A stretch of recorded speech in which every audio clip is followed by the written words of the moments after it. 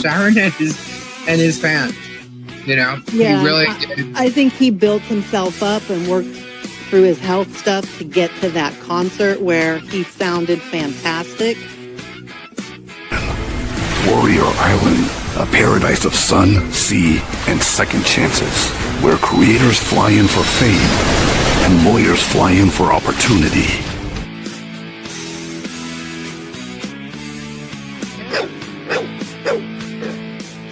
It's me, Toyota Believer.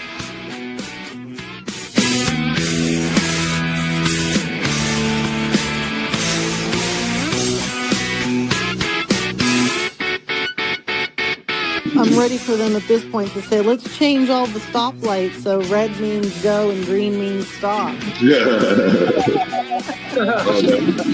That would be great.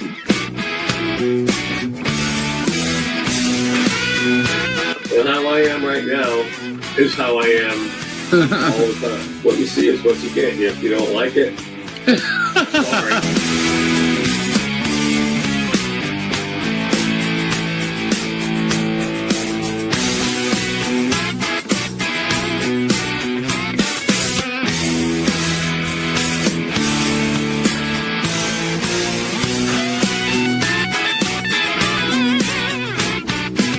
Tori, say it, Tori. Say it, Tori. Lisa, I don't. It's not midnight. I can't drop the F-bomb on Lisa's channel.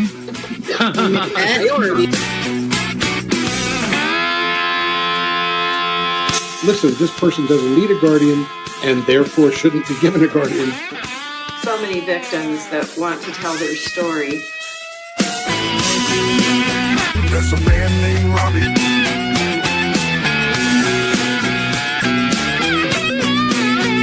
It's the Burmese guy who was just look at the oh, it's just gonna squeeze it and make it come out. Oh, it's the jizz.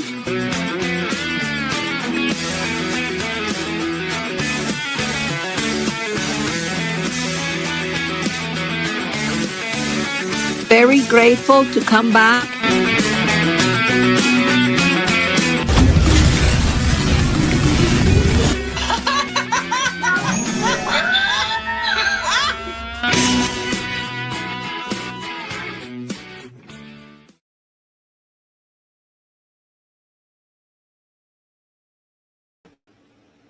Hey, what's going on, everybody? Happy Saturday. How you doing? Hello, hello, hello. How are you guys? Oh my gosh. The chat was moving pretty fast. I was watching it, so I was waiting for the intro video to stop playing. Haven't seen that in a bit, huh? Sometimes I just like seeing it all. Notice my real pictures in that intro video. Just saying. Just throwing it out there. How y'all doing tonight? Hi, Marla, Monica, Tammy B, Pandera, Dee Vaughn, Phyllis, Lori, Lucinda, John Cook, what's going on? Bonnie, Hiron, Marla, hello. Dusty old dude, hi. Let's see. Now, Kato, Miss Lori. Oh my God, Miss Lori. I just took your one box and I had to put it all in a bigger box.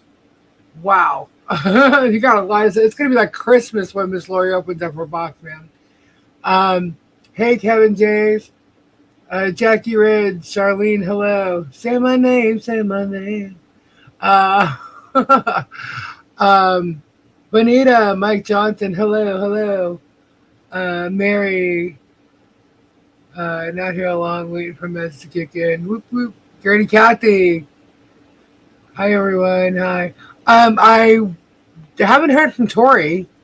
I sent her a link to join in, and I don't know. I haven't heard anything. So, I don't know. Strange Brew, hello. You know, Saturdays always do the chit chat and stuff anyway. Big Ray, hi. Hello. Betty D, Anna. Wow. Kim G. How you doing, Ren? I know you were in an accident yesterday. Ed, hello. I don't know. I don't know where Tori is. I haven't heard from her. I sent her a link. Hold on, let me text her. Usually she'll pop in. She usually pops in early though. Hold on, let me text her. I thought maybe she was just running late. I wasn't gonna bother her. Hold on. Oh, never mind. Never mind. You're in some pain. Oh, I'm sorry. I hope you feel better soon. Pain sucks. Oh, well, hello, Miss Tori. If I can get my mouse there. Hello, Tori. Tori. What? It would help if I didn't have it muted. What?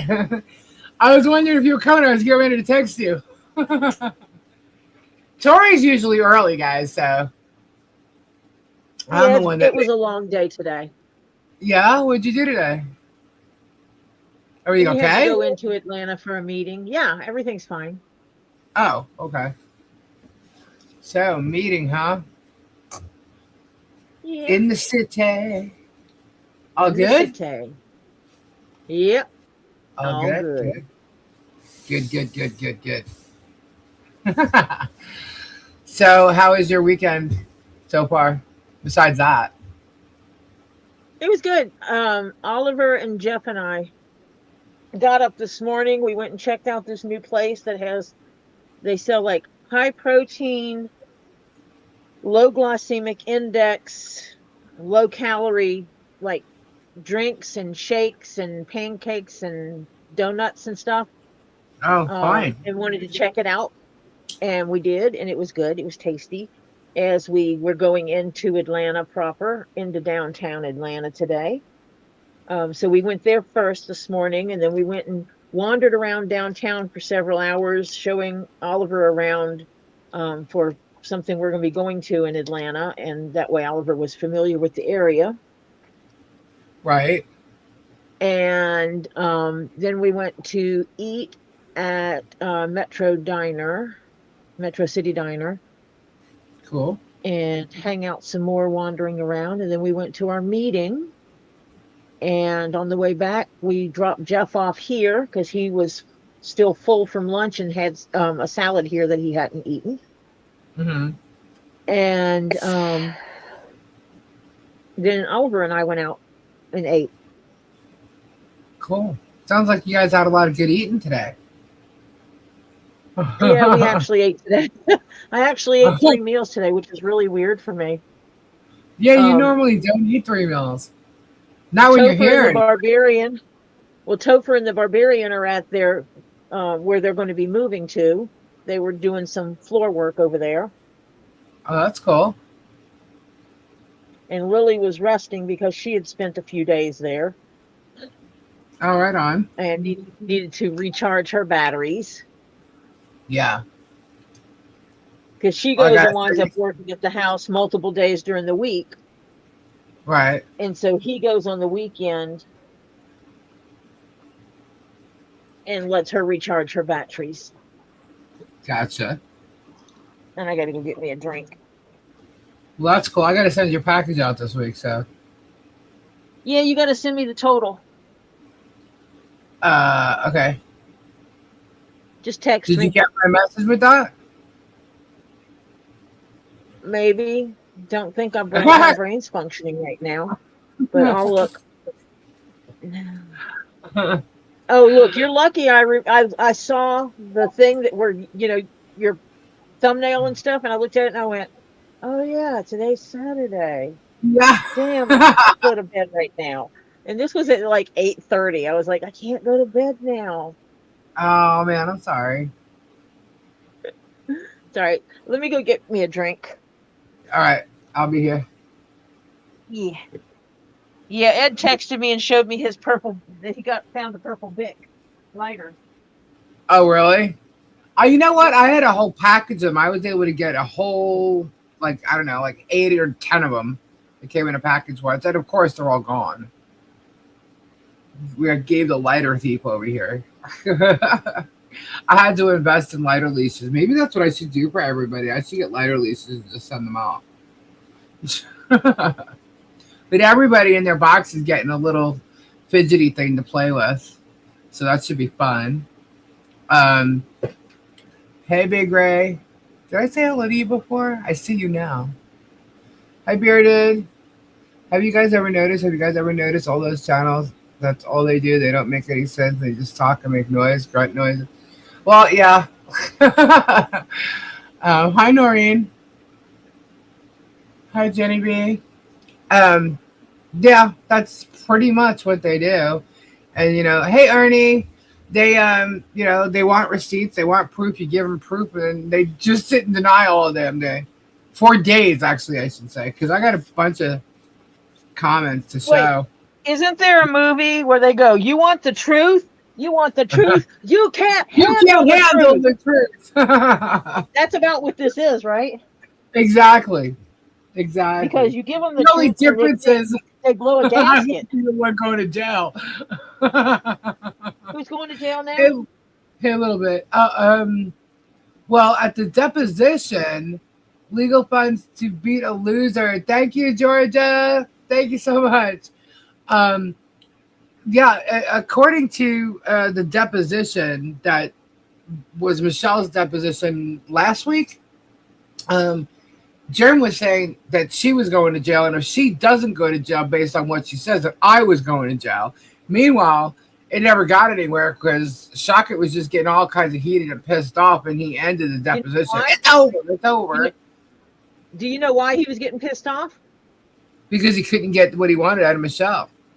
Michelle didn't play his game this time. Yeah. Michelle played her game this time. Yeah. Yep. Yep. And so he couldn't handle it, and then he stopped it saying it's over. And then somehow this dumbass germ thinks that she's still under oath right now, like today or last Saturday. Because remember, she was on Saturday night. When it was over, it's over. Exactly. But it really doesn't matter if she's under oath. She doesn't really lie now, does she? No. But he's claiming that, because she came on the live. She was here last Saturday night, and she spoke about her truth, right? So he's flipping out about it. She's under oath. She's under oath. She can't do that. And I'm like, no, she's not. Yeah, I'm like, court is an deposition is over. She was released. Yeah, it's over. Oh, he says she ran out of there. But I think it's kind of funny how she could have ran out of there when she literally walked out the door with the court reporter. Like, that doesn't make any sense to me. So, and we're still waiting on transcripts. So, well, that court reporter must have been moving really fast if they caught up with Michelle running out the door. Yeah. I mean, finished her recording and packed everything up and caught up with Michelle. She must have been flying. Yeah, and then I'm being sarcastic. So what does he do? He turns around and tries. Apparently, is intending on subpoenaing me. Everybody says I got subpoenaed. No, you don't get subpoenaed until you've been served a subpoena, and I have not been served a subpoena. Because they hire people that don't know how to serve. Yeah, that's true too. So apparently they're all ticked off and pissed off that Michelle was on the live last week. So I saw a screenshot of the subpoena. Yeah, and what the subpoena is about, and they think they're gonna pull me into other shit by using this, is they said, Shockett says that I was doing a members only live last Saturday night, and then made it public after that. Yeah, I know. He's Isn't totally that the other lying. way around? First damn section, he's lying. It's completely the other way around. And I was pretty sure that it was a regular live based on who was in here. Yeah. Because I can name some people I know are not members, and actually, if you look at the text on the chat, you can see who is not members. Correct. And there were people in there who were not members chatting during the live. Therefore, it could not have been a members only live, you stupid twat. Exactly. Sorry. So, and then he says that and not only did he say it was a members only, he said it was a $500, the $4.99 members only thing. And I'm laughing. So he's wanting to find out. He's trying to say that I'm making money on all these views, right? And that I made $500 for all these views. I'm like, you know what? I wish. Have you seen the number of views on that? No, Wait, you how haven't. many people were in that live? How many people were Here, I'll go look at it right watching now. it while it was live? While it was live, 500. well, the views should be not too far off because I moved it into members only pretty much right after, like within an hour after we had it. So let me go and I'll tell you the views. How many people viewed it before it went members? Yeah, I want to know how many of those. That would be some hell of a money. Last Saturday. Hey, hold on. That'd be 7 days. Yeah, I'm just looking for 7 days. Sorry. So the 11th. Hold on. Raw and Real: The Human Cost of Online Harassment. That's what it is. 1,773 views. That's while we were live, and about maybe 500. Huh? So yeah, there was like 500. Yeah, there was probably like 500 people live. Oh my God, he's stupid. Yeah. And you know what's funny? I'm looking at the estimated revenue from it, and it's less than $70 because of the ads and stuff like that.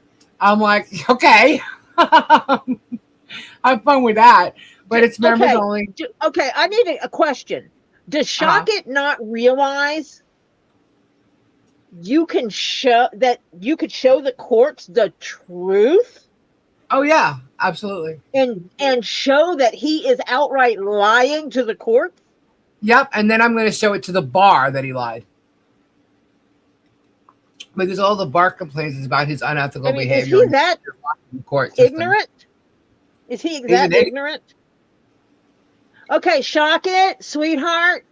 All the stats for this are actually built into YouTube, and with a few screen prints, she can show that you don't know what you're talking about. Now you got to ask his client. His client knows all the answers. His client charges to teach people how not to be ignorant about YouTube. Yeah, and not only that, so Jeremy is based on what the lies that Jeremy tells is, it's either or. But Jeremy knows the YouTube, the analytics, the YouTube studio and all that, right? I don't think Shock It does. He should. So I think Jeremy is telling Shock It shit, and he's foaming at the mouth. So maybe it's like this: Shock It, when it comes to YouTube, close your lips, go watch a few of the videos to learn the facts. Before you run your mouth. It's better to keep your mouth shut and be thought an idiot than to open it and be proven an idiot. Yeah. So, guys, as you can tell, we're kind of going over what's transpired since last live that Tori was on Saturday night. So that's the repercussions from Saturday night. I've not been served anything. Sorry. Wait, your husband has not served you dinner? Oh, actually, yes, he did. Yeah. So you have been served at least served good food. I lied. I've been served good food. Yes, that's because I was fixing to tell you to text me his new phone number because I'm at the fuss at him. Yeah, I'm kidding, folks. I'm kidding. No, he's served me. He's served me in many ways. Anyway, Dave actually takes good care of Lisa. I have seen him get up super early in the morning and go off to do work. He'll stop to get something to eat. And Lisa will get up, and on her desk will be food is or something to eat that he knows that she likes. Yeah. And she's like, he makes sure before there's one vehicle here right now, he makes sure, and it's hot, like to drive during the day, even in the golf cart, it's really hot.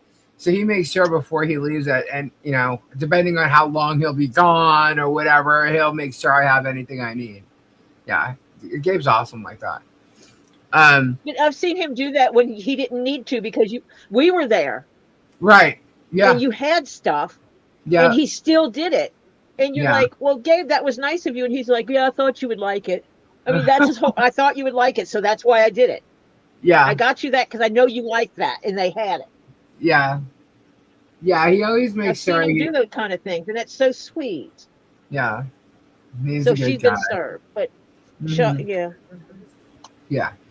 But Shock It did not serve me any kind of papers or anything, and maybe what he filed was an intent to subpoena me. So in my brain, I'm sitting there going, is that right? I'm like, so hold on.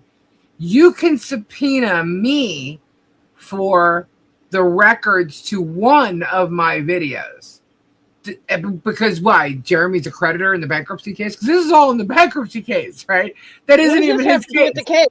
It doesn't. Well, this is what he's trying to say. Actually, I would say the records of my YouTube channel have nothing to do with Michelle Preston's finances. Oh, but he's trying to say it does. He's putting out there that I paid Michelle to be on the show Saturday night.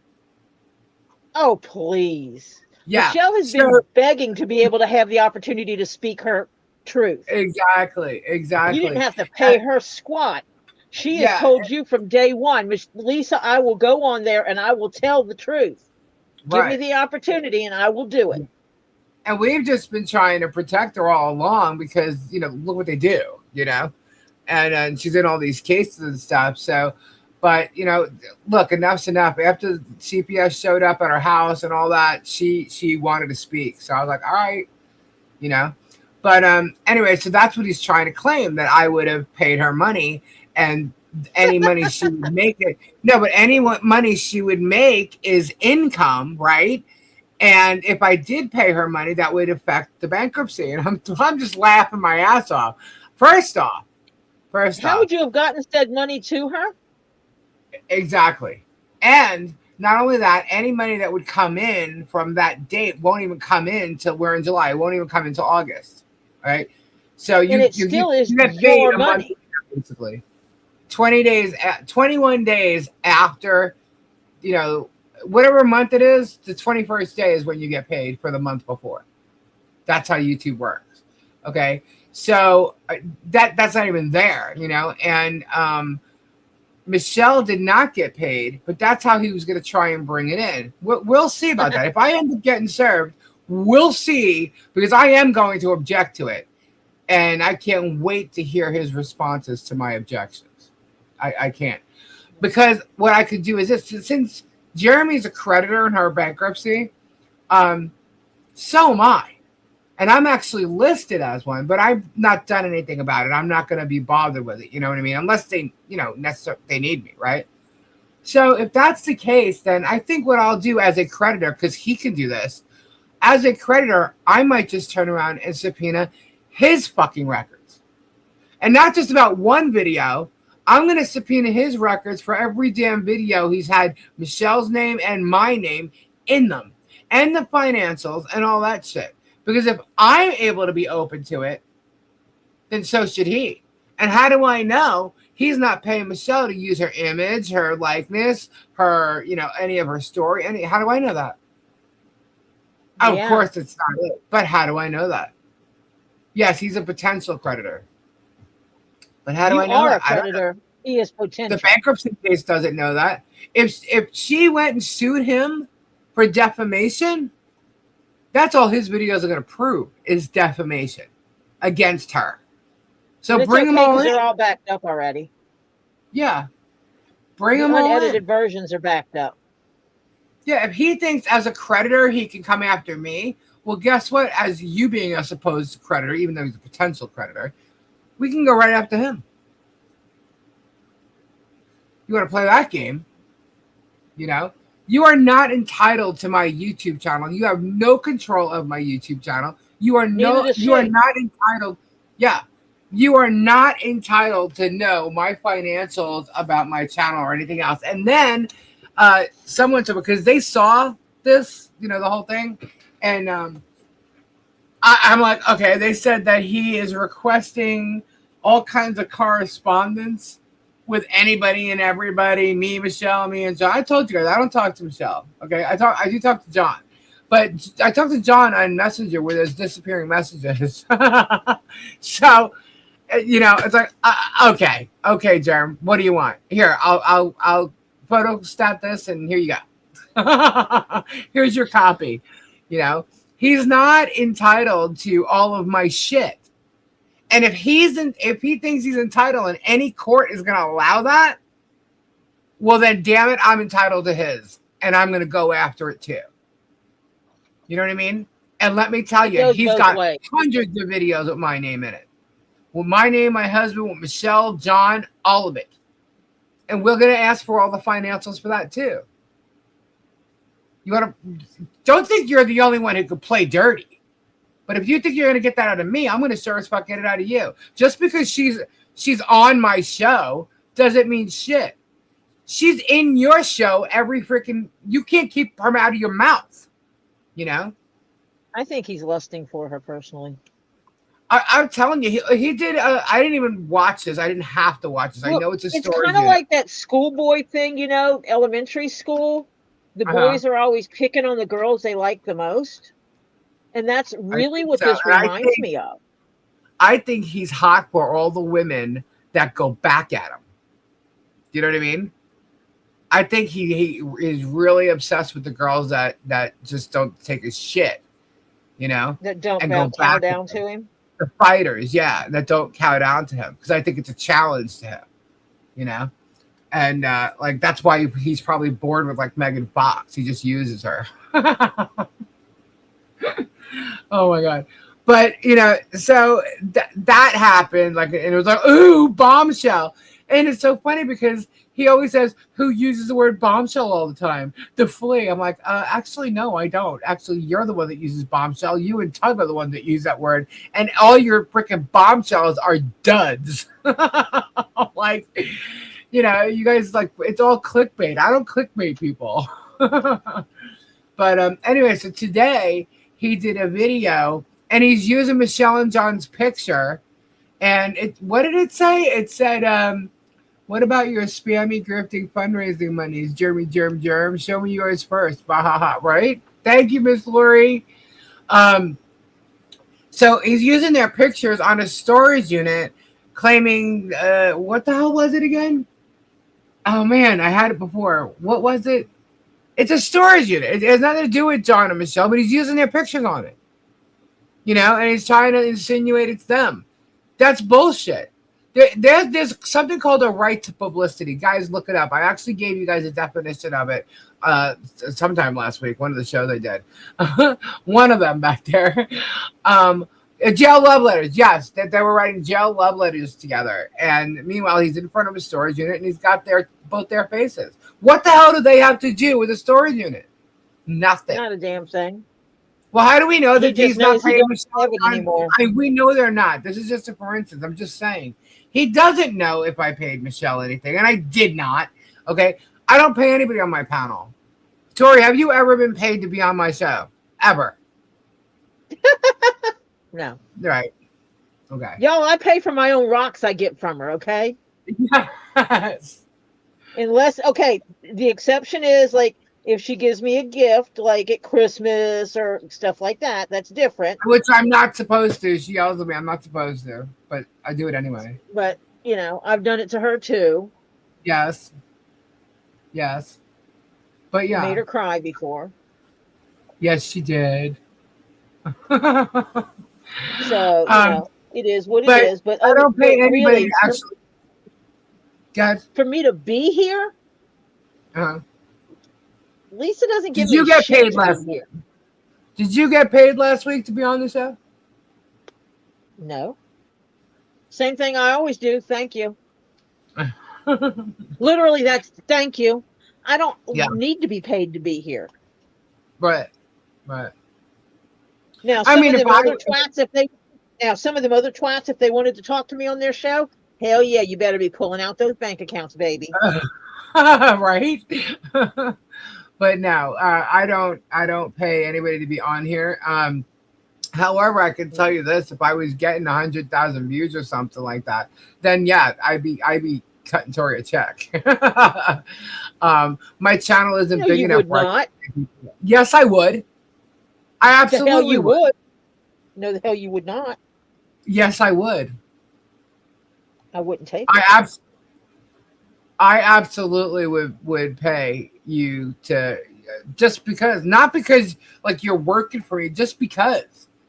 You know, you've been on my channel several times. I would definitely, if you were, don't even look. I always take care of my peeps. I always do. I always have. That's why I said my next show. I'm like, you're there. Like, I don't even know. You're like in control. You pay me the same way I pay Marsha. Exactly. One day she'll double my salary and I'll get double zeros.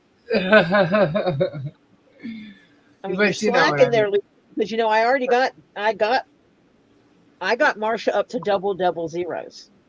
She Double was zeros. making zeros and I doubled it. She was making zero and I doubled it, and then I doubled it again. So she's making double zeros. We're gonna have to have Tori come up with her own PSA for our show.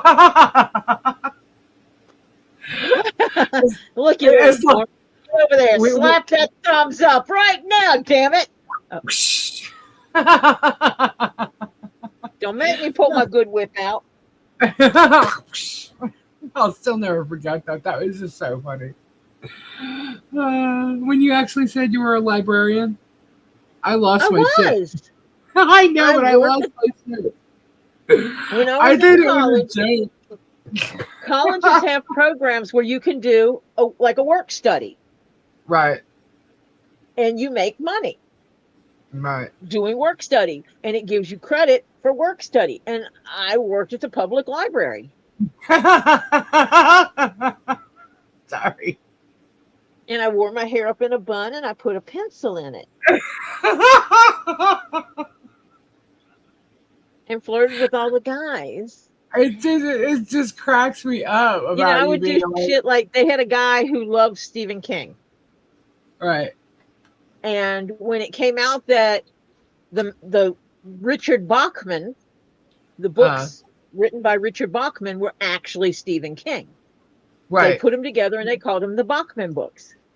Right. When that was found out, I actually grabbed a copy of it, and there was this one guy, he was cute as could be, and I called him up, and I left him a voicemail that I had pulled a copy for him, and that when I would be working.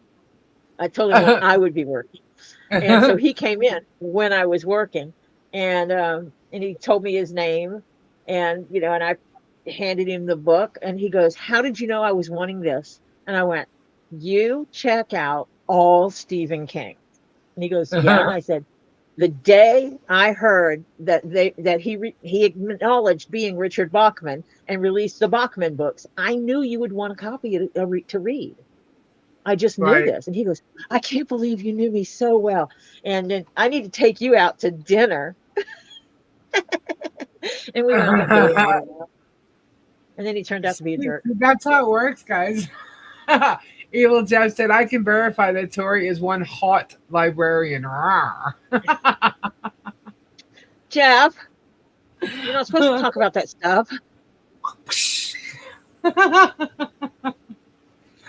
I just, it's just funny when, I don't know, like, there's just so many stories, the whole rock and roll thing, and like, I don't know, when you hear, like, when you see Tori, you know Tori, and then all of a sudden she tells you she was a librarian with her hair up in a bow with the pencil. It just and I was a bartender. Perfect. Yeah, and a bartender. Perfect. And, oh, wait. You know how on Coyote Ugly the girls got up on the bar and danced? Yeah. Oh, no. I've been there, done that. Hold on. Were you in go-go cages too? No. No, I actually had go-go go-go stuff cages was, no. Tease Jam says, "You too, bootlicker, you." Embrace, embrace. That's where they have it wrong. They keep calling me a bootlicker. No, baby. No, baby. I'm the one that puts the boot up there and says, "Get down there, boy." But I would never say that to my husband. I would never say that to my husband. We're on equal footing here. No. He's not my boy. They get everything wrong, don't they? I got a pee factory here, apparently. Oh, gosh. Apparently, actually, if you guys really, you guys look it up. If I were a gay man, I would be considered a top. You figure it out.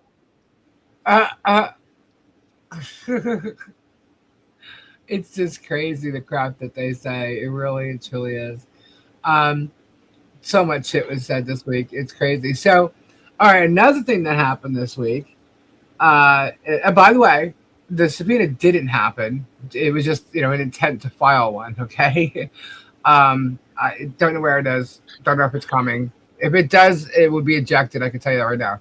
But anyway, so what happened after that was I did a show on Wednesday night because um, there was breaking news, which was the receipts of the police reports from the school incident where Leslie, there was a phone call to the school, and they said all kinds of stuff about Leslie. And then there were also emails to the school to every staff member that day, right?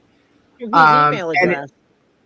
well, we don't have the email addresses, okay? But the report doesn't show that part of it.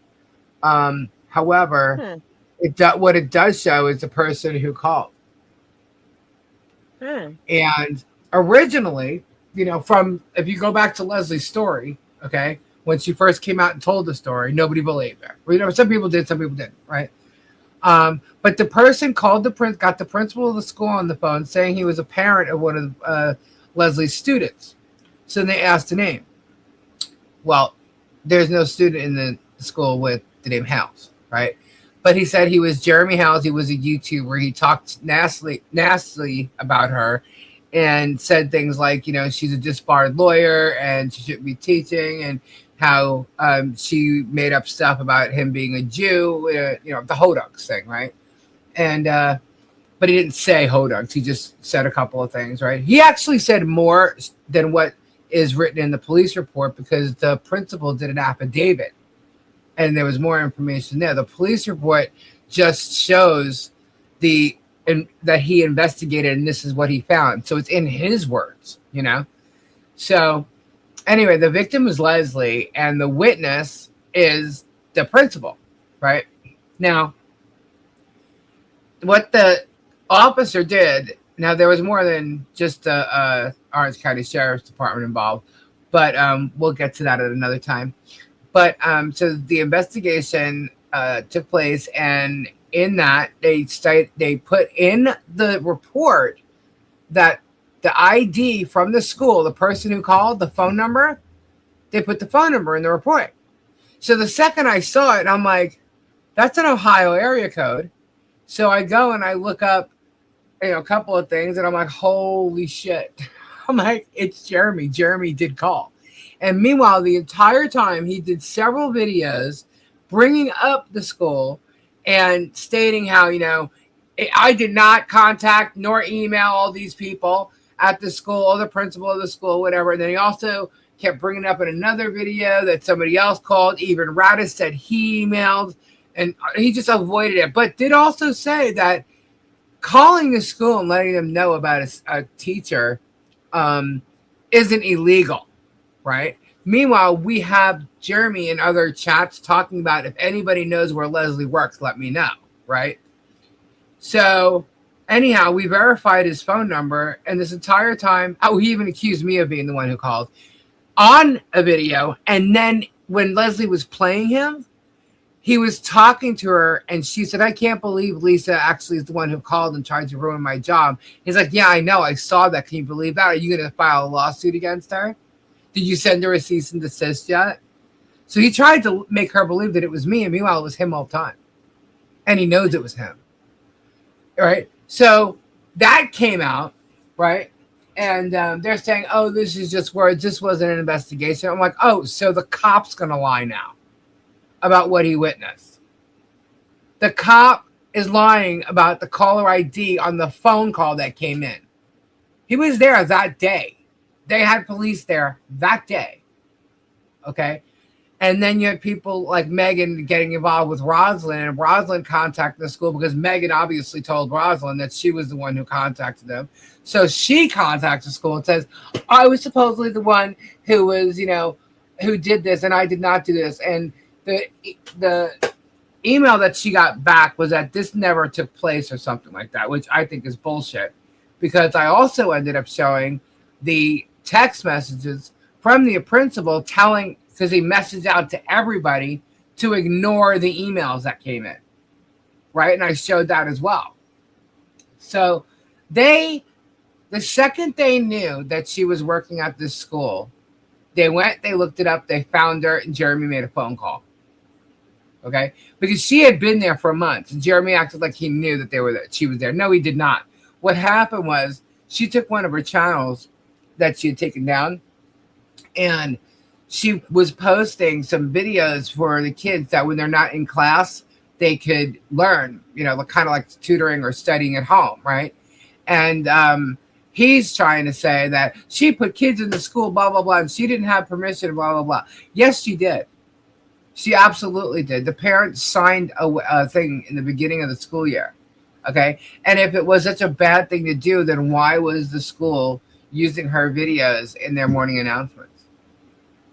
You know? So Jeremy's acting like he knows this whole fucking thing, and he knows nothing. He's assumed everything. He made the phone call. He caused a bunch of shit. He had his people. Probably, well, Radis says he did it, but probably also Deanna. Now, this is speculation because I wasn't there myself, okay? But it was the same day that these emails came through because they shut him down. Leslie knew nothing about it until they came to her about it, okay? They went to Leslie and told Leslie about it, right? And then after a couple of days of all this crap, okay, Leslie ended up having to resign from her job because they gave her a choice. And it's all in the school staff. You know, you could, I'm not even going to say what you could do. But, you know, Tug's like talking now, all this crap. The other night, he was saying how him and Megan were going on and on saying that there's no way Jeremy doesn't have access to a parental portal and blah, blah, blah, blah, blah. And I'm like, oh, my God. All you do, so was it yesterday afternoon? Yesterday afternoon, I showed everybody how you do it. Go to the high school. So I went to the webpage. I said, click on faculty and staff. Scroll down. Every freaking name is right there. Every staff member with a button to send a message. And that's what they did. They didn't go through any parental portal or anything like that. They went directly to faculty and staff and emailed every one of them. And it probably took them a long time because you have to do each one individually. And they sent it out to over 260 staff members about Leslie. And you should check out this link, blah, blah, blah. Yeah. And then Tad guy, Tat, which is DJ Radis, Tarrant Graves, who seems to get upset that his name's mentioned, but he can talk about everybody else. And docs everybody's numbers too. He puts up, you know, his letter to the school and the commissioner. And I'm like, okay, well, when was that dated? Look at that date, you know, but it's to the school and the commissioner. It's not to a single staff member, right? So who was the one who did the staff member if Radis is sitting there saying that he sent a letter to the commissioner in this high school? Who are the ones that sat there that day after Jeremy made the phone call and sent out emails, the same email, to every staff member? You think it was Radis? I doubt it. But who knows? I'm pretty sure if they go and they start checking the IP address, because they will have the IP address, it'll probably come back to the IPs over at the schoolhouse. So anyway, so Jeremy got busted being the caller in which he was denying, right? And then after that, Tug decides he's going to go and post the other police report that had to do with the storage unit facility, right? Well, he had that for quite some time because he wouldn't have been able to get it within 24 hours. So he had it sitting there. He probably has the video too, guys, because they don't actually fill in those requests that quickly. All right, because I was waiting for quite a while for the report I got, and so he goes and posts the report from the storage unit storage unit facility. Now, he held on to it for whatever reason, okay? But he's trying to say that the SA didn't happen because of what it says in the report, right? Well, what he doesn't realize is Jeremy stated he never even met her. He wasn't at that storage unit, never met her at all. It's a lie. When she first talked about being at the storage unit, Leslie described him wearing a Garbage Pail Kids shirt and had a black truck and whatever. She got there. When she got there, he dropped a whole bunch of boxes. She helped pick them up. They were in and out of storage units. She helped them load the trailer up and everything. And inside is where he groped her or whatever. Now, through the investigation, they're saying that there were no cameras on the inside of the units. It's just the outside. So in the report, the police officer explains the video that he saw and what they're doing in the video. The only thing is he doesn't know who Jeremy Hales is. And she didn't have his phone number because she didn't even have the other police report yet. I'm the one that got it. She didn't have it. I got it. And I sent it to her. But she didn't have his phone number because she only talked to Jeremy on a burner phone. The number that popped up, that's one of his main numbers, you know, the one that Robbie would use to talk to him on. That's the number he used to call the school. But she didn't use that number. She would talk to him on a burner phone or, you know, in text messages on, she talked to him on TikTok. She talked to him in email and on a burner phone. And you know, it's funny. He talked to her. I don't know if you've noticed. He talked to her under the What the Hell's ASMR account that he used. So George wouldn't see it. Okay.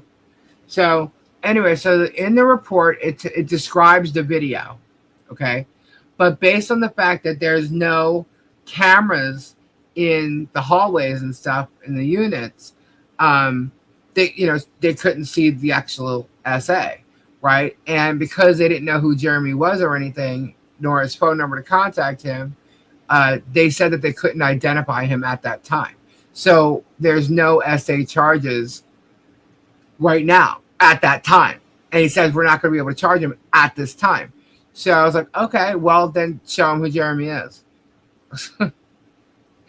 I don't know why he didn't go and check, you know, Jeremy's webpage, you know, but show him who he is.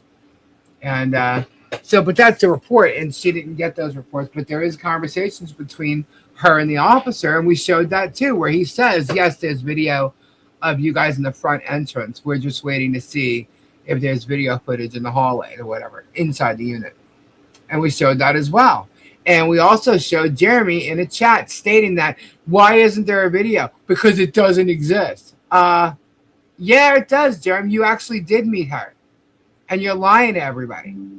Because she didn't get your color, your truck right. Because meanwhile, it's a dark truck with a black trailer.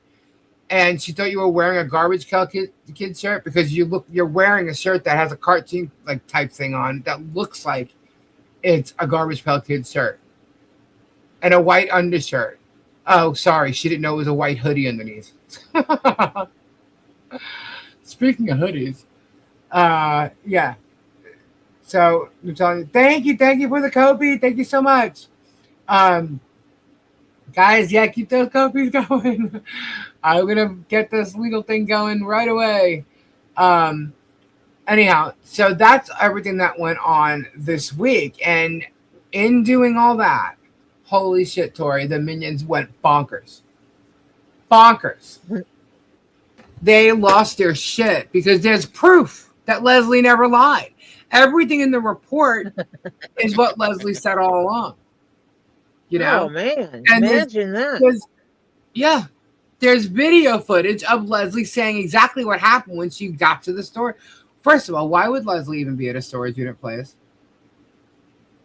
Leslie does not have anything to do with storage units. She wants nothing to do. She has nothing to do with resale. She's not interested in anything like that. Anything at all. But this guy denied meeting her, denied calling the school, and we just proved him to be a fucking liar. An absolute liar. You know? And now what he's doing is he's having all his minions, you know, deviate. They're all deviating. It's hilarious. And then all of a sudden this Linda Ransom person, I don't know. I think it's either Jeremy or Deanna who Linda is. It's because they have tons of, Jeremy alone has tons of sock accounts. Tons of them. So I think this Linda Ransom person is him. But yeah, so that's what's been going on all week. And here, I'll even show, this is funny. Oh, you're going to get a kick out of this one. Hold on. Let me show you some shit. I did this the other night with her because she says some crazy shit. She's out of her mind, this lady. Totally bored. Hold on. Let me show you. Where is it? Okay, it's there. Let's see. All right. So let's go with the first comment. This is when I was live the other day. She's losing her shit because, I'm just proving Jeremy wrong all the time, right? So she says, someone needs to ask Robbie the story about Georgie and working for him. How long did she work and why did she leave? Huh? When did Georgie work for Robbie? Anybody know? She hasn't. Yeah. That's total bullshit, Linda Ransom. Now, why do I think this is Jeremy and possibly Deanna? Because Jeremy makes shit up. He just makes shit up. Okay? So that's the one thing. Georgie never worked for Robbie. This is absolutely crazy. Riddle me this. If Leslie was S8 at the storage unit, why did she not leave? Why did she hang around and continue to help him unload? Why didn't she? And I don't see the rest there. Well, Leslie was on here the other night, and you can go back and listen to exactly what happened. Okay? And why. And nothing Leslie's ever said turns out to be a lie. It turns out Germ is the one lying. Okay? She loves to throw this name out there all the time. You won't show us anything from your past to prove you worked in the music industry. Don't expect anyone to offer. Oh, it's got cut off there. Okay, I don't know what that says. But I won't show proof of anything from my past to prove I worked in the music industry. Actually, I have, jackasses.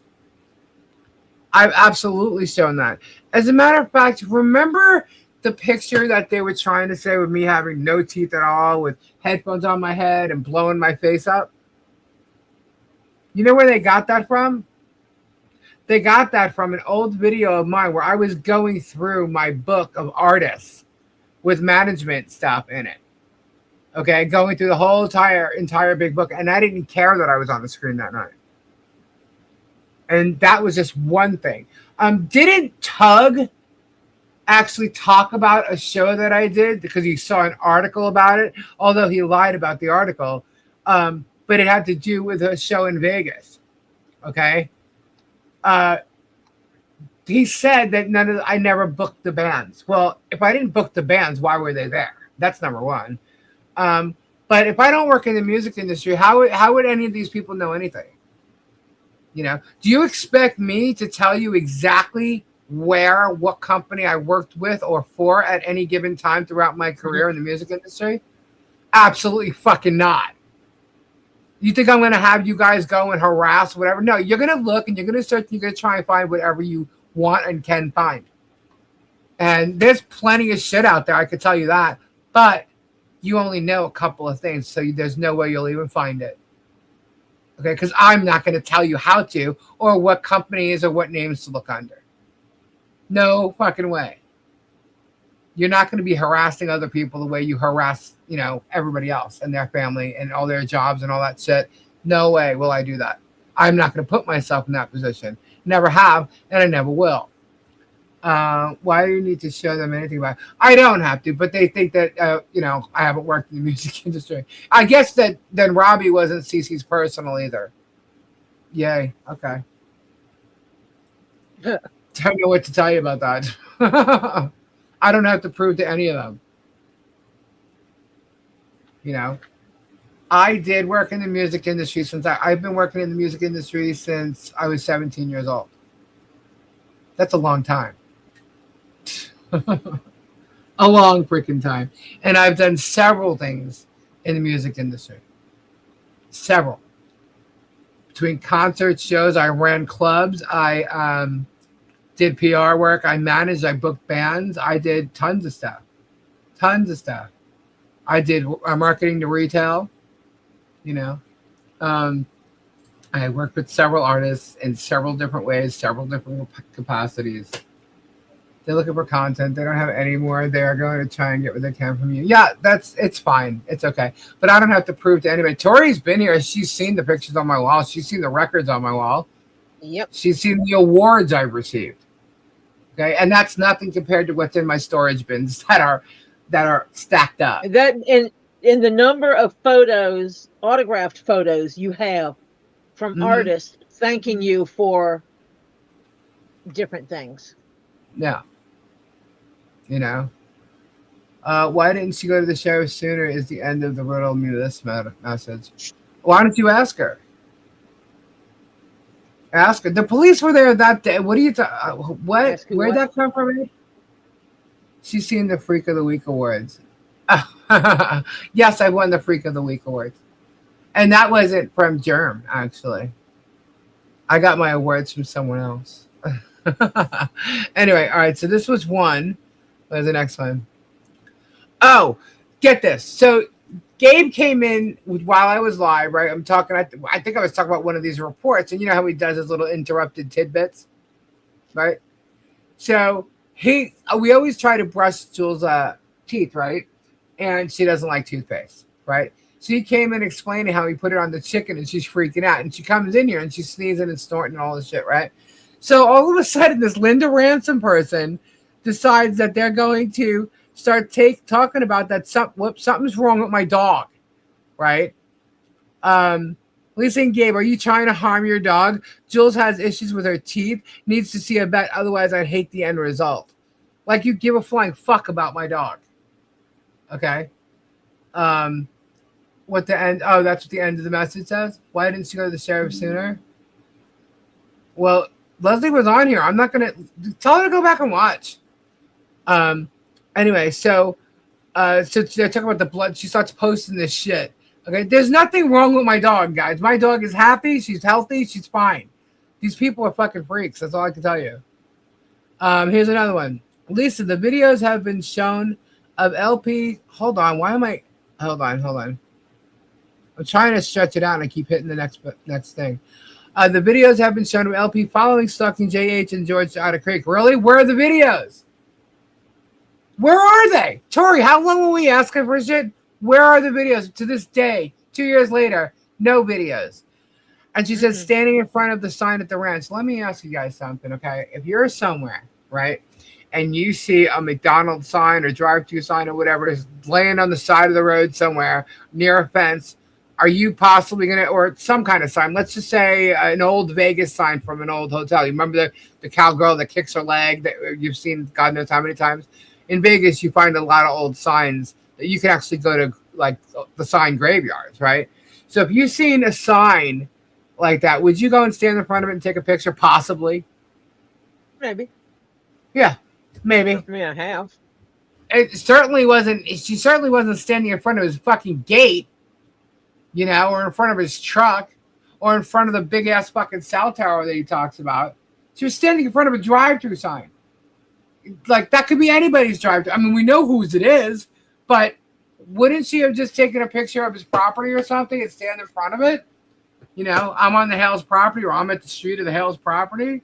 That's what most people do. What the fuck you think the people that are touring by their houses now are doing? They're standing in front of a fence, taking pictures of a fence. Why wouldn't she have done that with Germ? And where's John doing it? You know, like this is bullshit what they're trying to use saying all this shit. And remember this, peeps. Jeremy Hales, in several videos when he first moved to Otter Creek, bragged about it, told everybody to come there. It's a gold mine. Come here and move here. He said it. He invited his planet. Okay? And not that they took him up on it. But it turns out that Jamie Starr, whatever the fuck her name is, had the hots for Germ. And that's how Michelle found out who Germ was. Okay? So, text messages from LP to others. Yeah. Saying what? Having Jeremy remove a tree from the property that she hasn't purchased, but LP said she did. First of all, she was in the process of purchasing that. And she got permission from the real estate agent to remove the tree. And how do you guys know that? I guess you don't. But why would you guys know that? Is Michelle supposed to inform you guys of that? Is she supposed to let you know that she's got permission? Like, who the fuck are you? Do you even live in Otter Creek? Do you even live in Florida? Yeah. I question you. Why are you in this woman's business? Oh, because Jeremy Hales made it everybody's business. Guess what? It's none of your business. Let's see. What's this next one? Lisa, AI is not always right. I vet AI when I ask it a question. Okay, well, good for you. Oh, is Gabe stoned or under the influence, Lisa, since he's going out to win Dixie? I don't know. You tell me. Was he stoned or under the influence? What do you think? Stoned, under the influence. I don't know. What do you think? I don't know. Stoned or under the influence. What I can tell you is he legally is allowed to smoke pot. It's that simple. Why don't you come over here and test him while he's getting ready to go to Winn-Dixie? Go ahead, do it. Someone needs to ask Robbie the story about Georgie and working for him. How long did she work and why did she leave? Is that a second time she said that? Because Georgie never worked for Robbie. I'm telling you, this is either fucking Jeremy or Deanna. Riddle me this. If Leslie... Okay, so this is part of all that. Don't expect anyone to offer you their credentials. So that was the bottom part of they won't show anything from your past to prove it. Don't expect anyone to offer you their credentials. I'm not asking for credentials. I believe I talked about how Tug keeps saying that he was a therapist. And I said, well, was a therapist, is a therapist. There's nothing where he lives in that state or where he used to live that shows that he's ever had a license to do any kind of therapy whatsoever. And, he's been talking about it for years. So where is that? Where is that? He's been asked about it for years, and he's never provided that proof. So I think a court can ask him to provide that proof.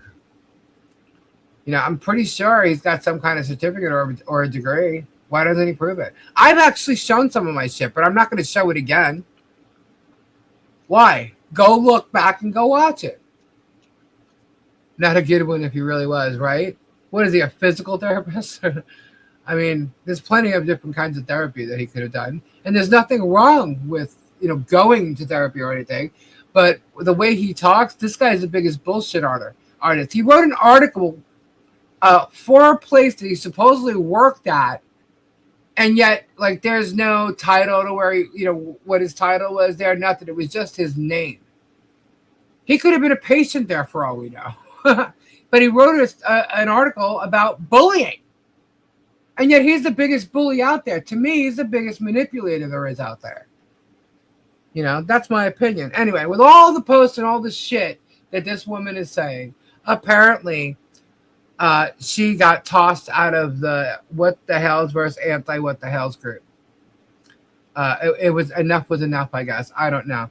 But so she's a little irritated by it because it doesn't even warn you nothing, just pulls the rug right out. Yeah, well, anyway, she's suspended from that group now. The therapy license is the same place Germ's law license is. Sarcasm. So oopsie, Linda, I guess you pissed people off.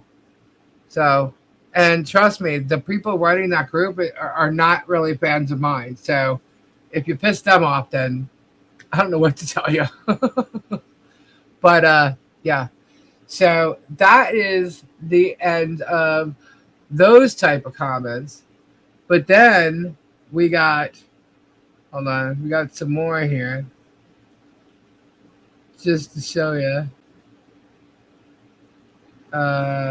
Okay, so I'm going to put my little thing up here because even though there's a post, there is an image here, but it was posted publicly. Okay, so this is all in regards to fair use. So let me just throw this up here. Okay, so this image here is from Tug. He actually posted this. So this is the drama that he's trying to create. Okay. All right, so he's showing the incident report. It says she filed a defamation lawsuit against him, which he later ended up having to drop due to financial strain. He's pointing that out, okay? Remember, the report is written by the cop, okay? There's several reasons why she dropped it, okay? And what's one of the reasons she said all along? Extortion. She actually mentions extortion in her report, okay? He actually mentions that. But in this part of the conversation, this is the cop giving his interpretation, it's his verbiage that he's using to explain everything that's happened. But she has talked about blackmail and extortion between these two reports. So what is he saying up here? An effort to get plaintiff to leave the defendant alone and stop invading her privacy, online harassment, and due to threats. Yeah, absolutely. That's what they've all done. Yep. So why he's stating any of this? It was done to escape online harassment. Yes, absolutely. She didn't want to deal with him anymore. He was blackmailing her. He was harassing her. Shock it was that weekend. That's why she dropped the case. However, due to extortion and harassment. Yeah. So what is your point? This is not two different stories. This is not, by the way, learn how to spell her name. Okay. This is not two different stories from Leslie. This is what Leslie stated, and this is the cop's interpretation of the investigation. How dumb are you, Tug? Do you think other people are as dumb as you? And it says that my investigation is as follows. Read it. Weep. Why didn't you blow this shit up? Why is it blurred? Why couldn't you see this side fine? And why is this all blurred? What's the big deal? You highlighted that and you made that big enough. Why is the beginning? My investigation as follows. Why isn't that because if they show all that, then they'll show how they nitpick pieces and parts that fit their narrative. Right. Exactly. Instead of showing the truth. They do that all the time. That's why they go line by line and pause and pause and pause and pause, because if they know that they're fucking around with shit, and that people will just believe what they say. And this is what he said at the beginning. Leslie tells the police and the court different stories about Jeremy Hales, Megan Fox, myself, and others, and Lisa gives us more fun time. Okay? What? You're lying right here. The police are told money. The court is told everything but money. No wonder they want to copyright strike me and shut me up. Dude, okay, this isn't about copyright striking your channel. That's not what this is about. This is about copyright infringement. We're talking about lawsuit, the law, okay? I could give two shits what YouTube does with you, because once all this shit's done, YouTube will be taking care of it after the fact, because YouTube will have legal proof, okay? You guys are infringing on copyrights. That's what you're doing, okay? You're taking videos that are behind paywalls and you're airing them. You're showing pictures from them. You are also harassing while you're doing it. You're showing transcripts from it. It's behind a paywall. And you're trying to profit from it. And it's not yours to profit from. What kind of brain damage do you fucking have that you can't figure that out? Or you can't comprehend? Go look up copyright law. You guys are so fucking dumb, but you have to play the narrative and you have to make, oh, it's wrong, Lisa this, Lisa that. Well, guess what? A court's going to say differently, I can guarantee you. And we'll just all have to wait and see. But they think I won't file a damn lawsuit. But they're sadly mistaken. So anyway. So what do you think so far, Tori? You missed all that.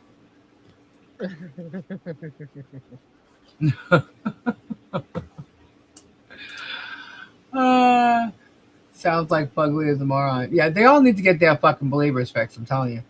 If the sheriff's office did a physical lineup or a photo lineup, Leslie could ID Jeremy. Oh, yeah. No doubt. No doubt. And when it's regarding the essay, they said that they could not identify Jeremy at that time, which means that's the reason why they were not going to charge him with essay at that time. Now, technically, if there's no cameras there, it would be his word versus hers, right? But she's not lied about nothing thus far, okay? But they couldn't identify him at that time. Well, all she has to do is identify him, and then they could identify him in the video. That's it. And those charges can be filed. Because it states, at that time, no charges are being filed. Remember, at this time. Okay? So, I want to show some fun stuff that's been sent to me, because I get this all the time, and people take time to do their artwork and stuff, and why not share it right when they do it? This has been given to me, sent for me to put up and use, so I'm going to actually remove this here. I thought this was funny, and I've had some that have been sitting here. So, it's funny. I think that Germ's nose is growing. Inspired by Tug and Megan. Yep, exactly. He has a documented history of harassing women. Yes, he does. Anyone could identify Hales by his voice and scent alone. Well, that's scary scent. I don't want it. Trust me, guys. When I show you what I got sitting here, ugh. Okay. So, yes, you know what I'm talking about, Tori. Um, it's going to be pretty funny. You guys are going to be hysterical laughing. All right. So this is all about the Hales claim Michelle is still under oath. She's still bound by that oath forever. Oath only applies during the deposition. Once the deposition is stopped, adjourned, or terminated, the oath is over. Talking on YouTube, not under oath. Debunked. What does this part say? How it actually works. Deposition begins, deposition ends, stop. YouTube, social media, live streams. My truth. Yeah, so explain to me how Jeremy can come and talk about the deposition right after it, but nobody else can. What is he like? It's not even his fucking bankruptcy. Okay, it's her bankruptcy. It's her case, not his. The guy is such a fucking whack job. He's so crazy. Hell's logic. Oath equals internal force field. Trust me, bro. No legal basis. Not how the law works. Just another Hale spin. Oh my god.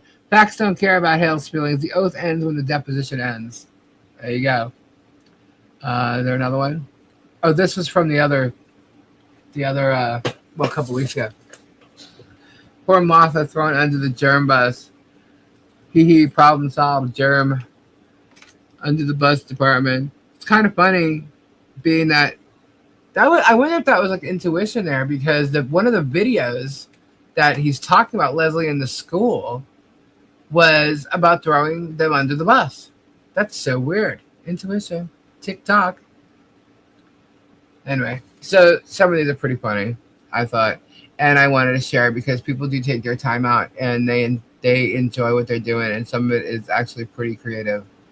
So some of the stuff I get. Besides, they show stuff all the time. We have another Kobe. Thank you. You guys are awesome. Yep. Awesome. Or his bald spot. Why is it okay for him to use viewer money for his court fears, but a problem if you ask for help with yours? Yeah, I don't know. Megan's already talked about when she gets served that she's going to be asking all her donors for help.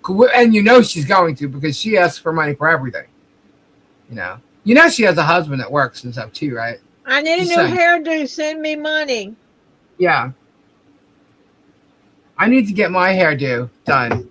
I need my roots done. Somebody send me $50. Unfortunately, my hair is long, so they charge me more money. If you went I made a song with your hair the length it is, they would charge you about $200. Yeah, I've gotten $150 before. See, even there I was going cheap.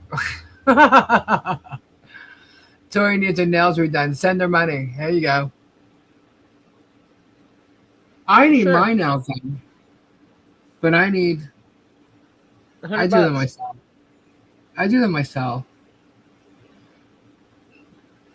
Yeah. Yeah, with Lisa's hair, as long as it is and as much hair as she has, it would definitely take at least $100. We have a birthday tonight. Yeah. Oh yeah. No, I've gotten $150 just to do something simple, even if it's just my roots. And not to go in and wash her hair, and touch up the roots. They would drop $200 on her easy. Easy, with including tip, easy. No, I wasn't including tip. Yeah, I've been told $150. How long ago was that, Lisa? Yeah, it was a bit ago.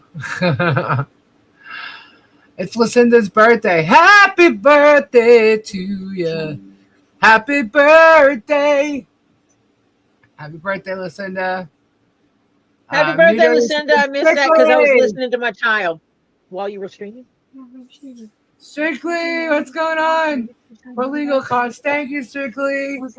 Thank you. Yeah, I'm still alive because she didn't get to my computer. She shut down this power strip that had My monitors and my mixer. You don't have to mail them this way. Everything okay? I fell tonight and broke 2 nails. Oh no. She wants attention. I have a hot chocolate addiction. Send me the marshmallows. I got marshmallows here. I haven't had marshmallows since Topher made me hot chocolate. Screaming. She's screaming for attention. Because he's not here. She's loudly yelling at me, and she's just. Are you sure they're coming back tonight? Yes. I'm sorry, I'm talking to my daughter. I had a night at Mola this morning. I was dying. Oh, really? I missed it this morning. I was wound up in a world of not what I did not want to be in. I'll tell you that. My morning did not start off good, but I'm okay now. Yeah, so I'm the insane one. I got up. I scheduled to get up and be out of my house by 10 a.m. Oh man! After doing Robbie's live last night. After Robbie's live last night. Wow! What time did you end up? Yes, Oliver made sure I got up. Oliver's good at that. Oliver was up and ready, and then comes in there and goes, "Mimi, we're supposed to be leaving." Oh, it was Terry's son's birthday yesterday. Well, happy birthday to you. Happy birthday to your son. I had to call the cute paramedics to lift me up. Oh, no. I hope you're okay. Strictly, thank you for supporting Lisa. That was very nice of you. Yes, Strictly, thank you so much. Thank you, everybody. You know, I totally appreciate it. Absolutely. We are at, hold on. Where is my list? From all the people donating to the legal fund, gifting to the legal fund. It all depends on which platform you're on, what they call it. Let's see. We were gifting. Donating, however you want to see it. Yeah. Because we have not started a fundraiser. This is technically not a fundraiser. Okay? It's not what this is called. Tease, that dog would be locked out. Fundraisers you have to set up and they're legal. Okay? This is not a fundraiser that's actually been set up in a fundraiser form.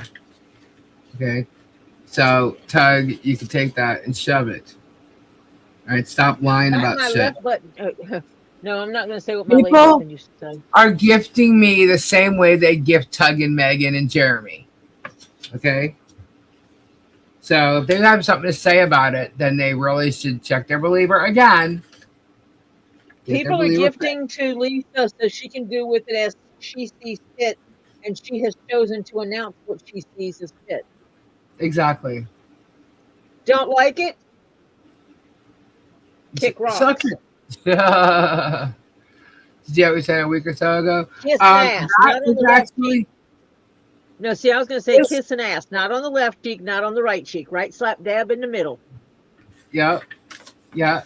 So as of last night, we need 44.91. Hold on, where's my... See?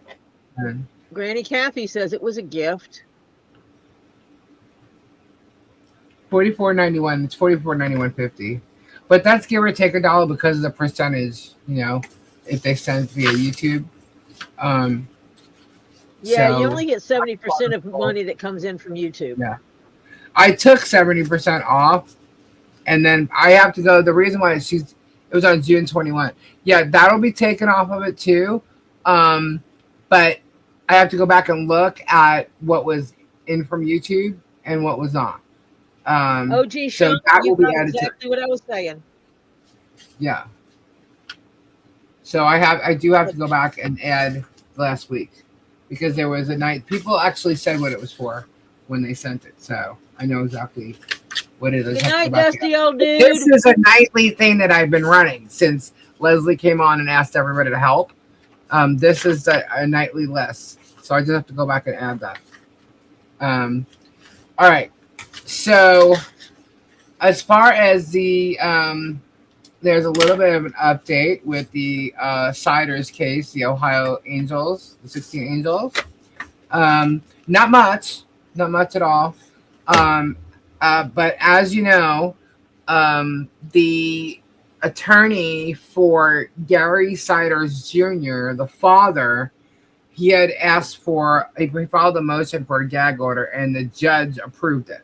It was granted. So all parties, public officials, or court, even the court, personnel, they're under a gag order. They can't talk about it.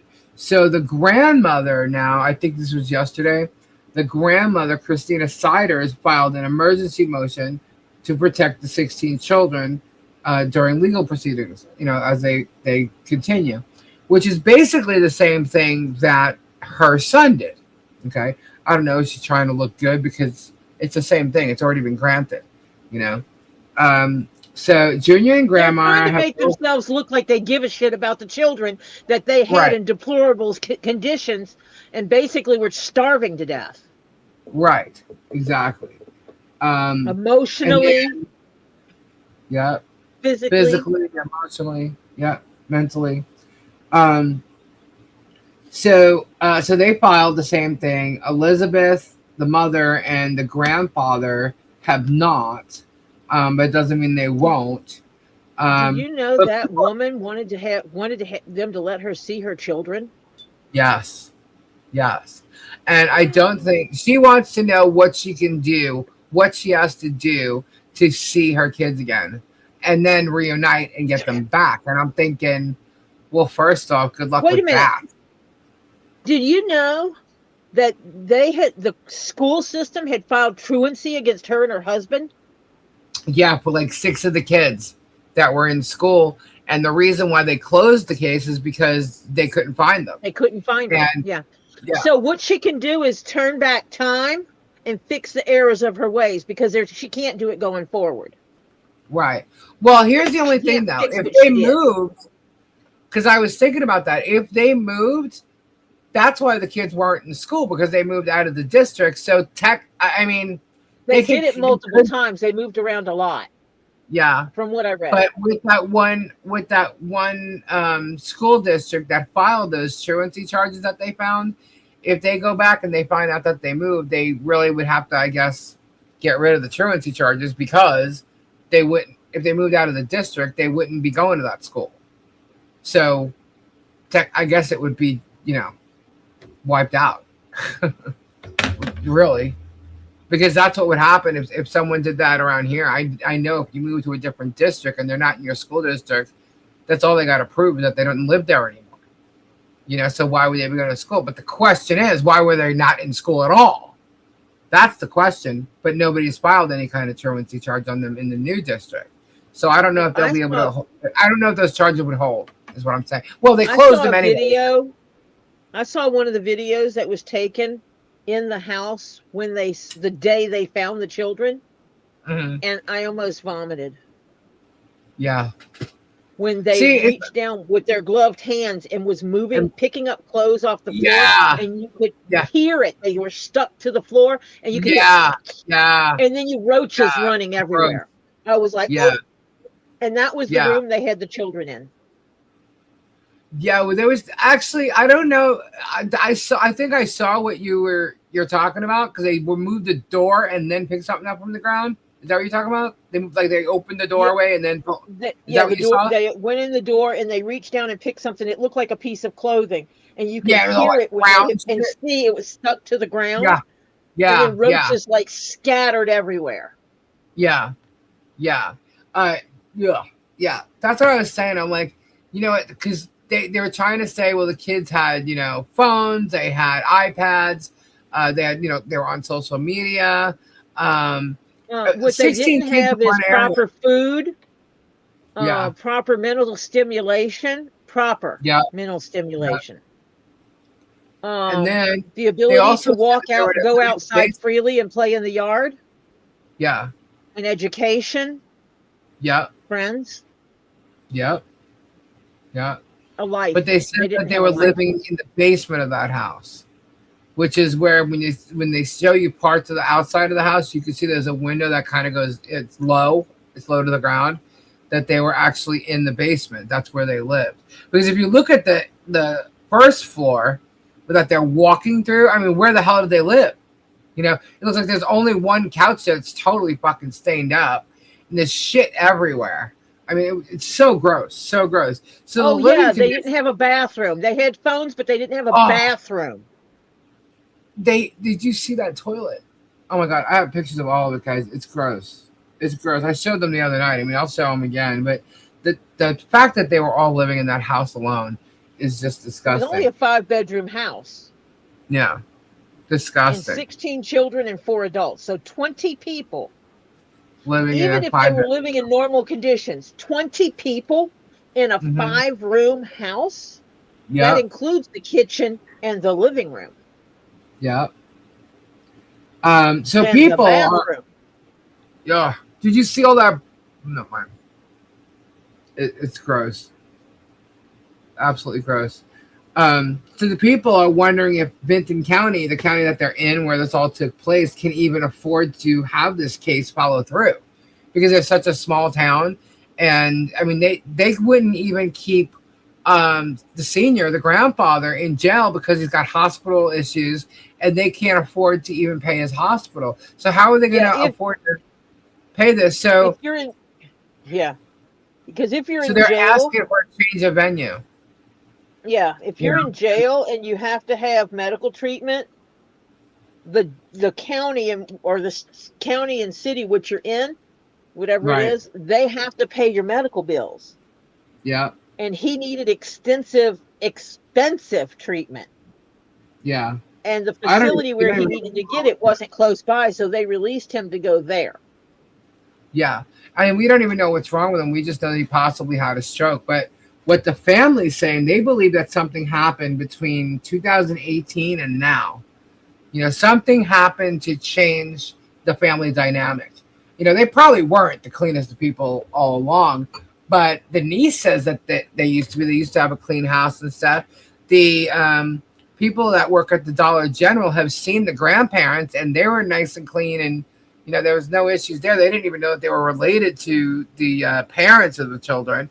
Now, the parents and the children, they've seen, like, I think they said 4 children come in the store, and they were like, they had their hair like kind of pushed in their face, their head was hung down and stuff.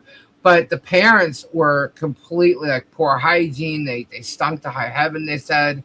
They even tried to help them by giving them clothes, but the more they saw them, they realized they're not using the clothes, they're not wearing them, so they stopped even trying to help them in that way.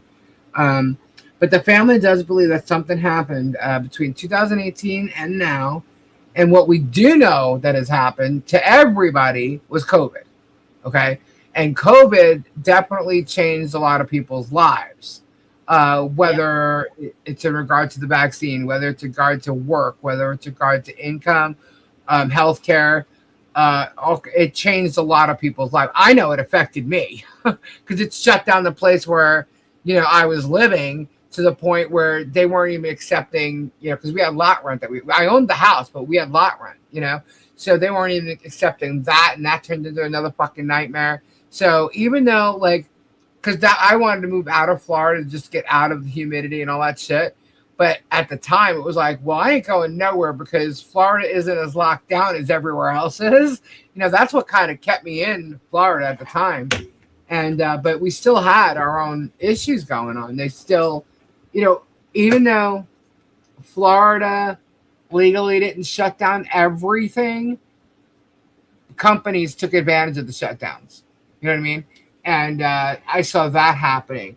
And so it affected me. So it could have easily affected anybody, you know? And it did affect a lot of people. Because if you have no income and you can't work, how are you going to pay your rent or whatever? You know what I mean? They also held money up for people that were on benefits and stuff for a period of time. But then they added to it too. So I don't know. I don't know how they were paying their stuff. I don't know if Gary Jr. was the one paying off, you know, part of the bills or most of the bills, and like, who knows? But the family seems to think that something happened with the grandfather. He got sick, possibly the grandmother as well. Now, living in those type of conditions, that's going to affect your mental state too. Um, and they think that maybe the grandmother also has some kind of dementia or something like that going on. So they think that the son, Gary Jr., is the one who is basically controlling everything, and what's gone on with all everything, because they lived there. There's also reports, and it's not confirmed though, that they lived in another county in another house, and it would be the same time frame that they're living in the house they found them in, right? So what is it? Did Gary and the kids and his wife live in one house and then joined and lived in the other house because they lost it for whatever reason? Why is there two houses during the same time frame? So they're kind of checking into that. They don't know if it's true. They're absolutely going through the timeline of things right now and investigating everything, and we're getting pieces come out. But like I said, I want to be able to vet all the stuff before, just a lot of hearsay goes out. But they showed the house and everything, this second house. And, it's very possible, like during COVID, they lost the house and moved in with the grandparents. We don't know. The rest of the family has not been in touch with them for many, many years. So it's hard to say. But those who are speaking are saying this is not how they were. This is not how they all were. So they're assuming something happened somewhere between 2018 and 2020 to change all this crap in their lives. And it very well could have been COVID, a stroke, the whole nine yards. So it could be numerous things. But a lot of people have been saying it got maybe they thought they'd fix it, correct it. Maybe hindsight, they didn't really see how bad it really was being in it. I don't know, but that's no excuse to me. But I just think this whole damn thing is terrible. But there's gag orders now from both the son and the grandmother, and so all prosecutors, all attorneys, anything that works for the court, they're not allowed to talk about it or anything anymore. So what's gone on is all these investigators are now going to have to look for the filings of the court and talk about it that way, and just talk to more people who know what has gone on and try and get all the FOIA requests they can and things like that. So little by little, as we know things happen, we'll try to update everybody that we find out. So there'll definitely be more info, but sparingly and daily. So that is the information that I have found out today. So they're talking inbreeding now. Yeah, I kind of thought that from the get-go, but I don't know. So I'm assuming they took DNA from all the children, because I know that the one thing they were really concerned about was whether or not Elizabeth alone, was the mother of all these kids. Lisa, did you hear that Moose broke his leg and the new owners had to put him down? So sad. No, I actually, somebody said something about Moose, but I didn't know that happened. That is really sad. Yeah, it does take a while for DNA results.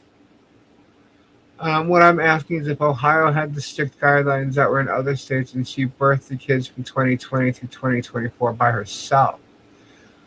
I have to look. They have proven that there are hospital records for many of the children. I'm not sure if they have hospital records for all of their births. So we do know that I believe the last set of twins she had died. Hold on. See, it might be in between the last set of twins. She had a set of twins that died, I believe, in 2022 because they were born conjoined and they had medical issues. Supposedly, she's pregnant right now. And I don't know if that's been confirmed or not. So, I don't know. She said she wanted a really large family. Her and her husband wanted a really large family. Yeah. Can you afford that? No. That one reporter looked up at all the birth certificates and said that they were hers and what hospital they were all born in. So they have the records for all of them, right? If they moved from hospital to hospital, now records would show. Yeah.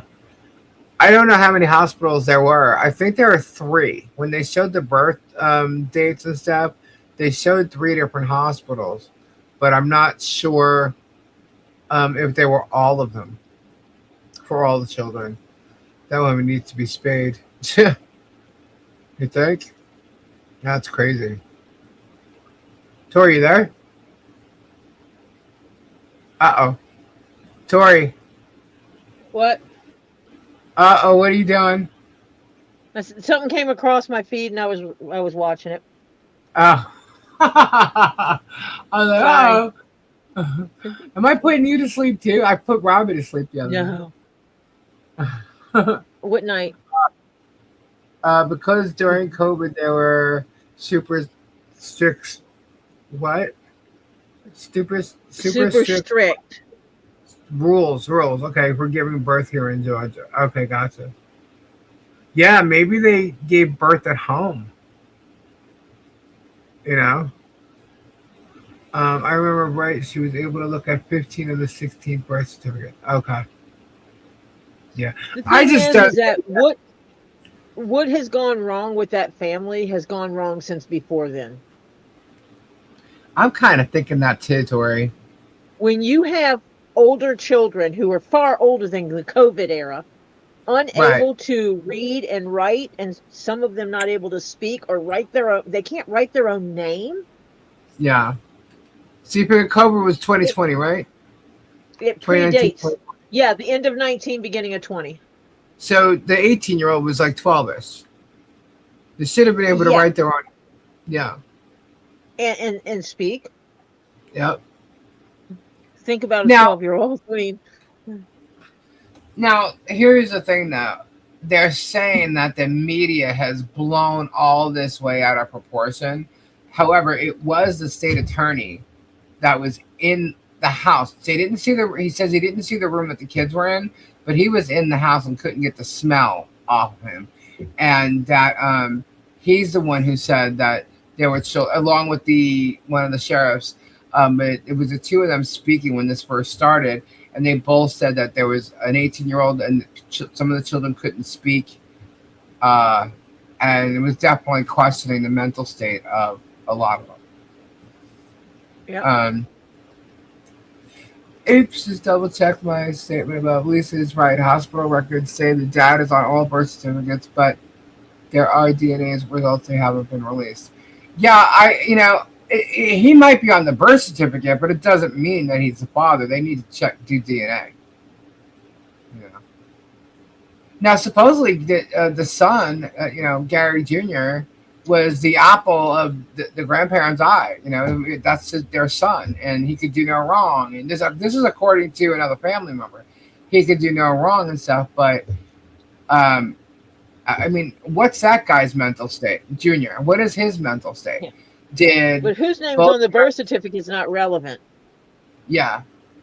But did something happen to the grandparents with his father having a stroke, and then his mother maybe, starting to lose it somehow? I mean, I don't even know how old they are. I don't have their birth dates right in front of me. But so did he have to start not only doing whatever he tried to do for his own kids or whatever, did he also have to take care of the grandparents, his own parents? So, is this the shit he's going to claim? Now, there's three situations that could have brought them to getting the search warrant. One is the indecent exposure. Okay. Apparently he was outside and showing his private parts to the world. The neighbors could see whatever. Now, if you look at some of the news reports, they're kind of, there's no neighbors right there. So I don't know who would have saw him and complained. Somebody could have driven by. But apparently he was outside and showing his private parts. So there was a complaint about that 4 days in a row. There were 4 different complaints that they're talking about he did this. So when you go there and you see a bicycle outside, I would be like, what the hell's going on in the house? Is there kids there? And no, there's a indecent exposure going on. What the hell is going on? Could that have warranted the search warrant? I don't know. Then you have the truancy charges that they found. Okay, that could have done it, or those things together could have done it. And then you have, what was the other thing? There was three things. I forget what the third one is at the very moment because I started to say something else. But anyway, those two things could have warranted the search warrant. Warranted the search warrant. Because they're trying to figure out what made them go in the house in the first place. So I think it has to do with the truancy and the indecent exposure. I think that when they started looking him up, finding this information, they found out that there were truancy charges, and I was like, where are these kids? If they supposedly have kids, where are these kids? There was a bicycle outside. I think that's what made them go in there. But when they first came out with the story, they were saying they didn't even know there were kids in there. So what is it? So we don't know. Is this media hoopla, or what? But they were living for sure in very, very dangerous, bad conditions, and those children were definitely not taken care of properly, without a doubt. And that is real. The bike was tossed out the window. It was not in the yard before the police were. Okay, so then maybe the bike wasn't there, but it still could be questionable. Here we got indecent exposure charges, and then we have truancy charges. Where are these children? That could have. But again, they acted like they didn't know there were kids in the house. So, hope they don't have the same struggle that the Turpin children out of the fry pan into the fire. What was the mother on? Alcohol or drugs when pregnant? I don't know. I think they would have caught that when she gave birth. Did any of you hear about Offended Outcast YouTuber? No, I have not. When I went to ask about the exposure, a cop looked into the window and saw the mess. Okay, that's possible. You can be poor and still keep a clean, sanitary house. Why aren't kids in school or homeschooled? Exactly. I don't know, but according to what her attorney says, all the mother keeps talking about is where's her kids, where's her kids. She wants to be reunited with her kids. What does she have to do to see her kids and then eventually be reunited with them? And I'm thinking, you got 16 kids. You think you're going to be able to reunite with them? You have to be able to provide a home for them, a stable environment, a clean, stable, healthy environment, for these children. How are you going to do that? I mean, Probably with the help work today. Yeah. But there's 16 kids there. I mean, now the 18-year-old how old is she? How old is the mother? 33. And I think the father is just like a year or so older than her. How many sets of twins were there? 3. Now, and those are the last pregnancies she had. They were so twins. She's been having babies on average of one pregnancy a year since she was 20. Since she was 14. Well, I'm saying, okay, so she's... Yeah, they got married at 15 when she was 15, and she gave birth like not that long after. So she was pregnant at 14 with the 18-year-old. Wow. He's 3 years older, 36. Oh, okay, because they said that. Oh, that's right. He was 18, right? So yeah, he's 3 years older than her. So probably what happened. She had her first baby at 15. Yeah. Probably what happened 13 pregnancies. Yeah. Since she was 15 years old. Yeah. That's insane. Yeah, and her parents allowed them to marry, and I think it's probably because she was pregnant. Which means that she has probably never worked a day in her life. Probably not. So how is she supposed to provide for these children? Exactly. Now, all children they're saying they're all in foster care right now. I don't know if any of the children are still in the hospital, but there were 2 that were in the hospital. One was critical, but last we know, they're saying that all children are in foster care right now. We don't know if they're all together, which somehow I doubt, but we don't know. The chances of finding someone with a house big enough for 15 children. Right. Now, the 18-year-old is old enough to do whatever, but I mean, apparently they couldn't write their name or talk. So, and out of the county.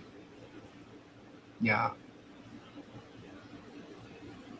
Weed, not weed. I think the mom who was 15 years old when she married has been totally controlled by her husband. I think that's possible. I think she's a victim.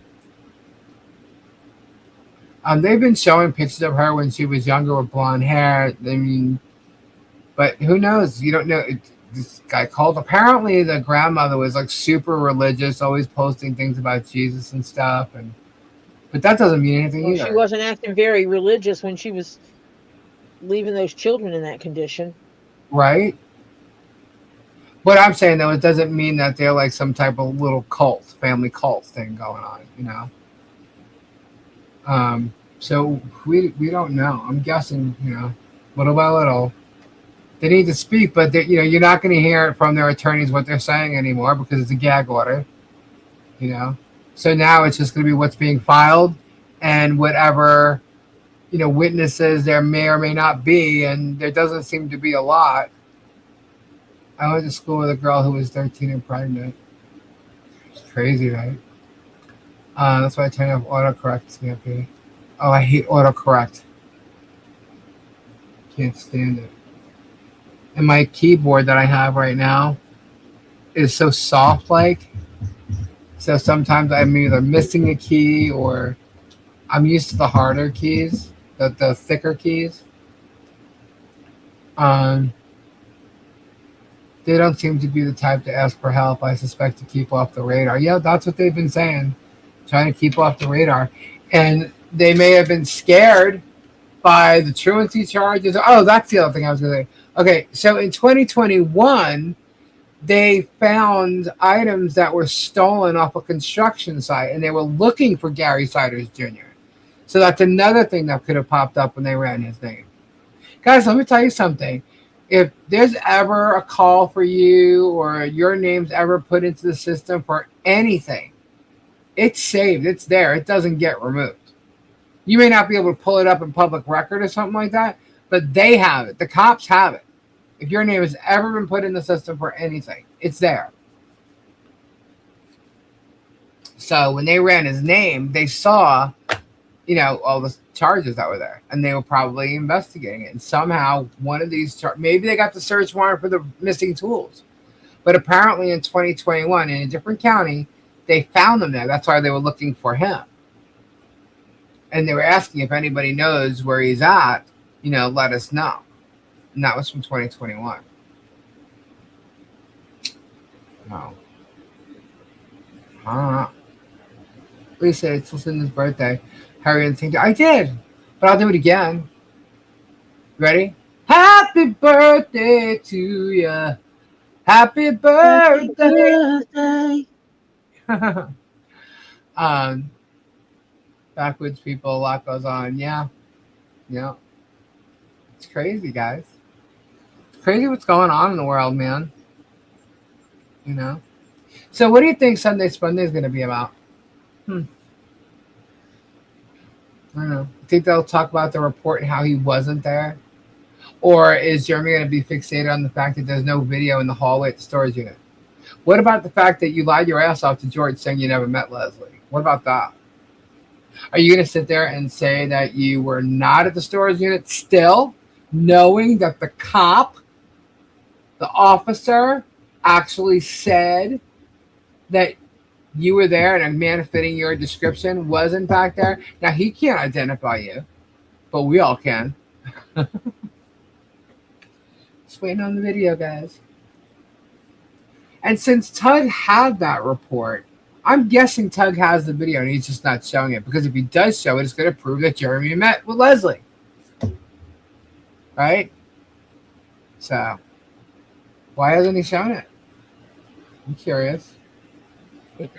And it's funny because apparently this video states exactly what Leslie's been saying from day one. Exactly what happened. Now, here's my question in regards to the school, though. If he claimed that he didn't call the school and acts like other people did, and in text messages let Leslie think that I did, and yet it all came from his number, Tug's trying to say that his number was spoofed. Really? How is a principal of that school in Orlando going to know who Jeremy Hales is? How is anybody spoofing his number? Like, they said it was him. And then, if someone is spoofing his number and pretending to be him, why hasn't Jeremy called up and that's a felony? So why hasn't Jeremy called up and said, I want to press charges on somebody, do it, find out who the hell it is, get the IP address, pull the phone records, pull my phone records, it wasn't me. Why isn't he saying that? Oh, let me guess, that's what he's going to say tomorrow night. Well, guess what? Those phone records could be subpoenaed in court. So I'm just wondering how he's going to spin it. Lisa, did Leslie file a motion this week? Yes, she did. He's going to play on her mentality. Only defense he's got. Yeah, I know. And she'll win. Probably repeat the same old crap, the same old depot crap during it on. Yeah, right. And plus, who do you think he's going to have on there tomorrow? Megan, Tug, or J Hip? Maybe Ketchup, talking about her elbow. Maybe it'll be George. Maybe George is back. I think he'll avoid the subject. Well, he's got to talk about something, And when he's usually busted, he doesn't talk about it. And I've said that this past week a couple of times, so I'm pretty sure he might talk about it. I don't know. We'll see. We don't know for sure. But, hey, whatever happens, I'm sure it's going to be spun. Let's see. I didn't catch Motion this morning. Me either. I was dealing with something, but I did speak with them today. He'll talk about the motion. Oh, Leslie's motion. Yeah, he'll probably talk about that. Well, here's the deal. The only person I know that was really talking about her motion thus far, I mean, maybe tonight Tug's doing it, who knows, but was Squid. And Squid has absolutely no comprehension or understanding what the hell that motion says. Basically, guys, it just boils down to this. Leslie does not meet the requirements of a vexatious litigant. In his filing, he mentioned so many cases and whatever, and those cases do not equal the requirements for a vexatious litigant. And if you go and you look at her cases altogether, the last cases she's had, because it's also within a certain time frame, she doesn't meet the requirements. So Randy's just papering the court this bullshit, and she's going to prove it. As long as she has her say, she's going to prove it. He's probably going to focus on Bruce and MP and avoid anything else. Well, that's something that I don't know what happened in that court case. I have not talked to Bruce yet. I don't know what happened that day. So I really have no comment on it. Apparently in his storage unit video, and this is apparently because I didn't watch it, I was just told this, that he was kind of throwing things around and looking pissed off and trying to, I guess, get Christian to talk about it or whatever. Christian didn't seem interested. Just about the whole Halesverse shit or whatever was going on. And but I didn't watch it, but that's what people told me. They said Bruce was going to become a convicted felon on Facebook, and Tamara said no. How is he going to become a convicted felon? Come on, man. These people are ridiculous. If you read what the case is about, you'll see that there's nothing there that, they're trying to get a UPL on Bruce, where he's unpracticed license of law in Florida because he was not at that time Michelle's attorney. However, he was at one point. But all he did was point something out. And I don't think that that's him practicing law. Anybody reading the case could have done that. Jeremy messed up using his phone instead of a burner number, busted him. Yeah. She stated she asked her lawyer this and that. I'm like, what a waste of money. Does she realize how much a lawyer charges for her time? In my opinion, she's full of poo. Who are you talking about? Michelle? Bonita, who are you talking about? Michelle? Who are you talking about? First off, if Michelle states that she asked her lawyer, she's not stating that, oh, Squid. Okay, Squid. Sorry. Okay. Yeah, she's not, she's an idiot. And like I said, take the filing, the actual motion that Shockett filed, and then take Leslie's filing and put it in AI or whatever and see what it pops out with. You know, it's going to be based off the statutes. And she doesn't meet the requirement, and it's going to say that. Okay? You know, AI is not always correct. However, if you put enough information in there and you look at the statutes, it's going to, you know, because they'll pop out a statute and it'll point out, let's just say you're doing the filing, right? And you're doing a motion and it's based on one statute. It could give the complete, a totally different point and prove a certain point in that statute that's either going to work against you or work for you. You have to pay attention. You can't just let AI do all the work. You have to give it all the correct information and as much information as you have. And then look at the statute. And you have to verify the law with the statute. You just can't assume AI is correct. And I think that's their problem when they're using ChatGPT or AI. I don't use ChatGPT. Okay, but I think that's their problem. They're not even vetting or looking up the statutes and seeing if those statutes are proper for their, you know, all their allegations or whatever. You know, here it's point blank. The statute is what it is, and they're accusing her of something, and she doesn't meet the requirements. She doesn't meet the first statute or the amended statute's requirements. So, you know, either way, they lose. And as long as she doesn't get cut off and get to her time, she'll be able to prove that. You know, because the judge has to go by the law. And if she doesn't meet the requirements, she doesn't meet the requirement. It's simple. So, Tamara and Bruce are apparently on vacation. Glad for them because they need time just for them. Yeah, I don't know. We got Facebook happening right now. The Book of Faces is talking their shit. Of course. Yeah. Let's see. Shall we indulge? Let me guess. It's Linda Ramson, whatever the fuck her name is. Ransom. Wonder what she's holding ransom. I think it's Jeremy or Deanna, honestly. But that's just my opinion. I could be wrong about that. Let's see.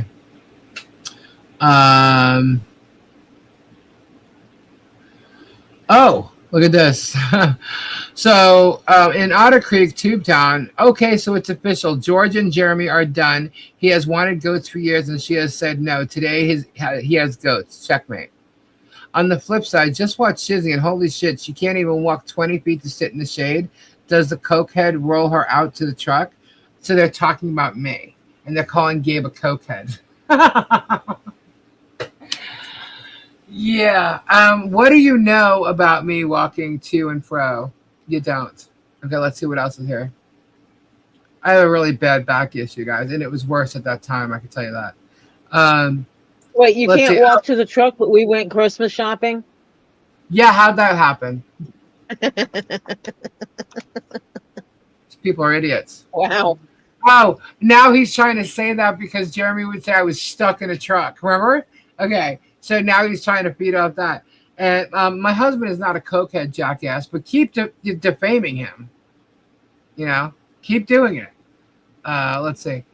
No one but Jeremy and George, and maybe their close friends and family know. It's none of our business. People break up all the time. People take breaks sometimes, not necessarily from the relationship, the situation. It's their business, not ours. Then why is everybody else's lives your business, Dahlia Espinoza? How is it okay to, you know, oh, it's none of our business, yet their lives, they said their lives is everybody's business because they put it out online. But you try to dig and get all the bullshit stories and theories you can come up with and fake what's going on in other people's lives. Okay? How is that, Dahlia? Let's say. I think she was Bob in a recent video at Hale's headquarters. He also said Jeeps are out and Honda Accords are in. He told Christian not to film her. She was in the very back of the thumbnail last night, and she does them. Yeah, she was in the very back of the thumbnail. Did you notice that she's not been around and Jeremy keeps putting her face in the thumbnail? Are you guys that stupid and dumb? I don't know. Let's see. Maybe she's back. I agree. Oh, here comes Kim Boyd Ybarra. I agree. Their personal relationship is their business and no one else's. Really. Chris Clemens says, Kim Boya, that would be true had they not made it the public's business, but they built the channel around their relationship and day-to-day life. I don't care that they broke up. I care that Jeremy appears to be lying and manipulating his subscribers. Very good, Chris Clemens, because you are absolutely correct. That is what's going on. Okay. So let's say there's another one. Oh, my goodness. Gustav the Holy Gargoyle.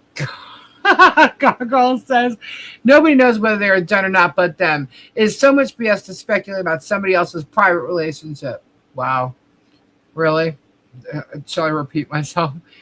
Melanie Thorne, until Jeremy and George make an announcement, it's just speculation and nobody's business. Please don't start spreading false information. So what if Jeremy got goats? He's a grown man. Do what he wants on his own property, even if George said no. Wow, these goats are really driving the minions nuts now. Oh, Christy Guest. Melanie Thorne, I'm sure JH has a hold over her to keep it shut, because if it was me, I have told everybody by now.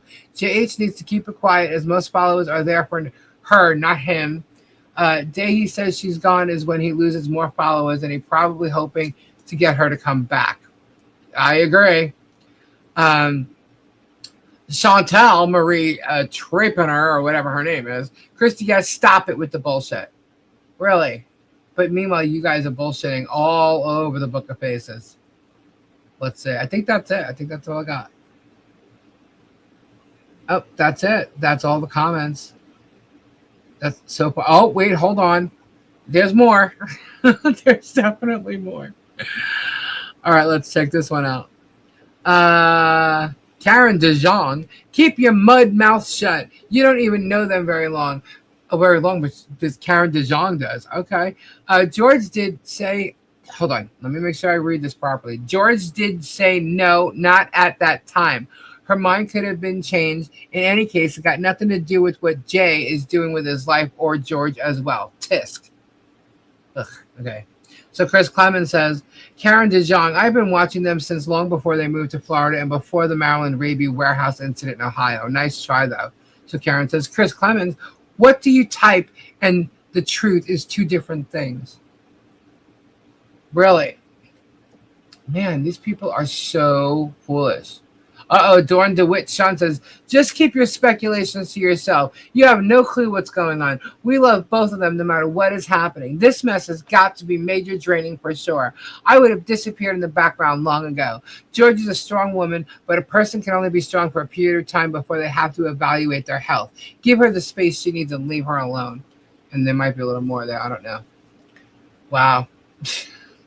Who cares, man? So this is all about Jeremy and George, and the Book of Faces over there. Dawn DeWitt Shun speculating is what the iTelnet is for. And this leave her alone crappy, just dumb. I'm not tracking her down and demanding answers from her. I have not been commented on any of Jeremy's social media asking him. I have zero contact with them other than what Jeremy curates and puts out in his videos. Buffy the Old Man says, you are splitting goat hairs. Stephanie Mulford says, did anyone ever consider that George has had to go dark due to JC stalking her? Where's that? Where's the proof of JC stalking her and threatening her with R&E? Excuse me? What did he threaten her with? R&E. Oh, okay. So, wait a minute. When did JH... Now they're saying that JC stalked George and threatened to RAPE her. Are you serious right now? Yeah, where are the facts on that? Oh, it is? I'm sorry, guys. Can you hear me? Like they left Leslie, Dave, Ray, and many others alone. Right, Terry?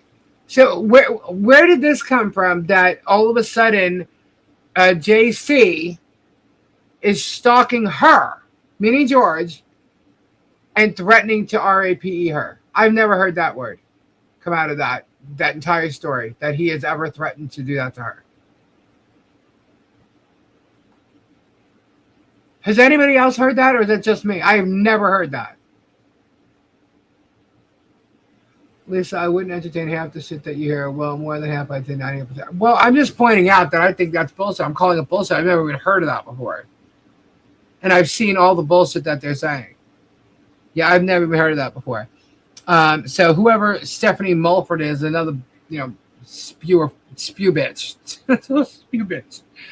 JC has no fear of repercussions, and G has to deal with the sheriff arresting her if she would have to defend herself. What? Good night, Ernie. Have a good night. So, if she has to defend herself, she's worried about being arrested. Oh, let me guess. That's the spin on why she's not in Florida anymore? What? Oh, my God. If I was JH or close to him, I would have high-end cameras all around my vehicle and wear the new Meta glasses with the built-in camera. I'm pretty sure he already does have spy glasses. Where have you guys been? Did you guys ever watch his shows before he moved down to Otter Creek? Come on now. And then Chris Hemmick says, wow, this person has no life. And Pamela Stanley says, I believe she has to do what's best for her. Oh, yeah. Okay.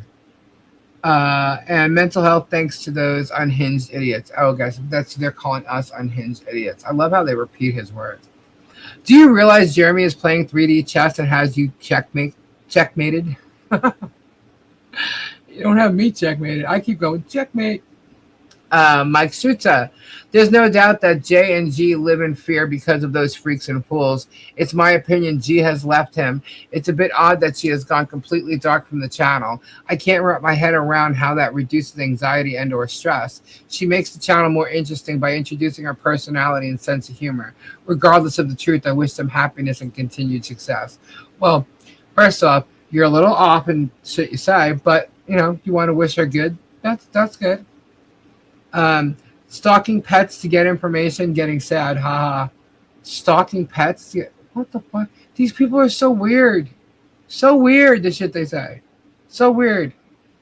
That is the Facebook drama.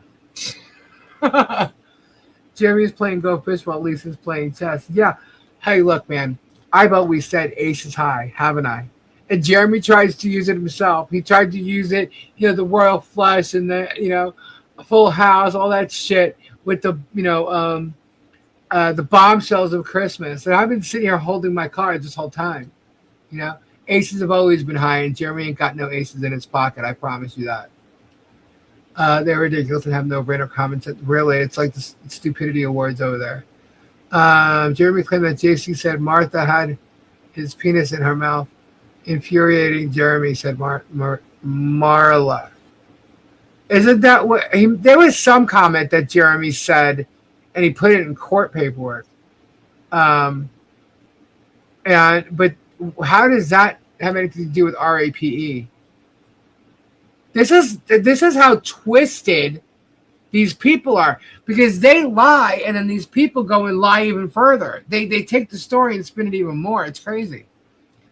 The video of JC MP at the sheriff's office and post office, what they call stalking him. At the sheriff's office, how are they stalking him?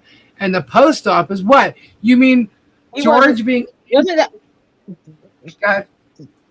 Go ahead. Yeah, because it wasn't like Michelle there and George showed up. No, actually, the one I saw... Or she just showed up to get her mail. She showed up to get her mail. That's not stalking someone that's going to get your damn mail. Yeah. Now, George and Deanna were inside the post office, so they were in another door, right? And Michelle came in to check her box. She walked right to her box, didn't even look on the inside of the post office, and grabbed her mail and left.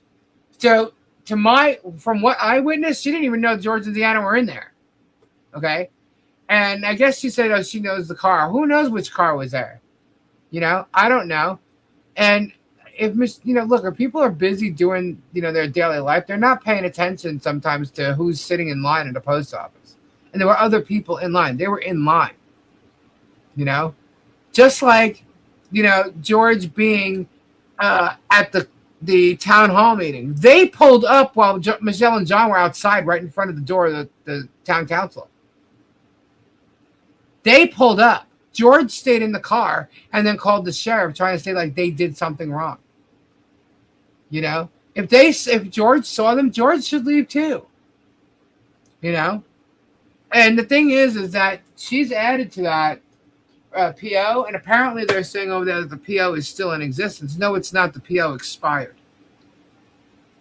The PO expired on April 20th. That's it. Why haven't you heard about Jeremy talking about contempt of courts lately? You think it's because he's not in Florida? Really? No. Trust me. If Jeremy or George thought they were going to get contempt of courts, they'd be there right now trying to keep this case going. Is George on the PO? George is on the PO, yes. But it's for Jeremy. Look, when George got on the stand in Ohio, all she did was talk about me. Because they were trying to bring me into this. And she was trying to say that I drove by the schoolhouse to see if she was there. No, the fuck I did. Tori, you were with me. What? What did we do now?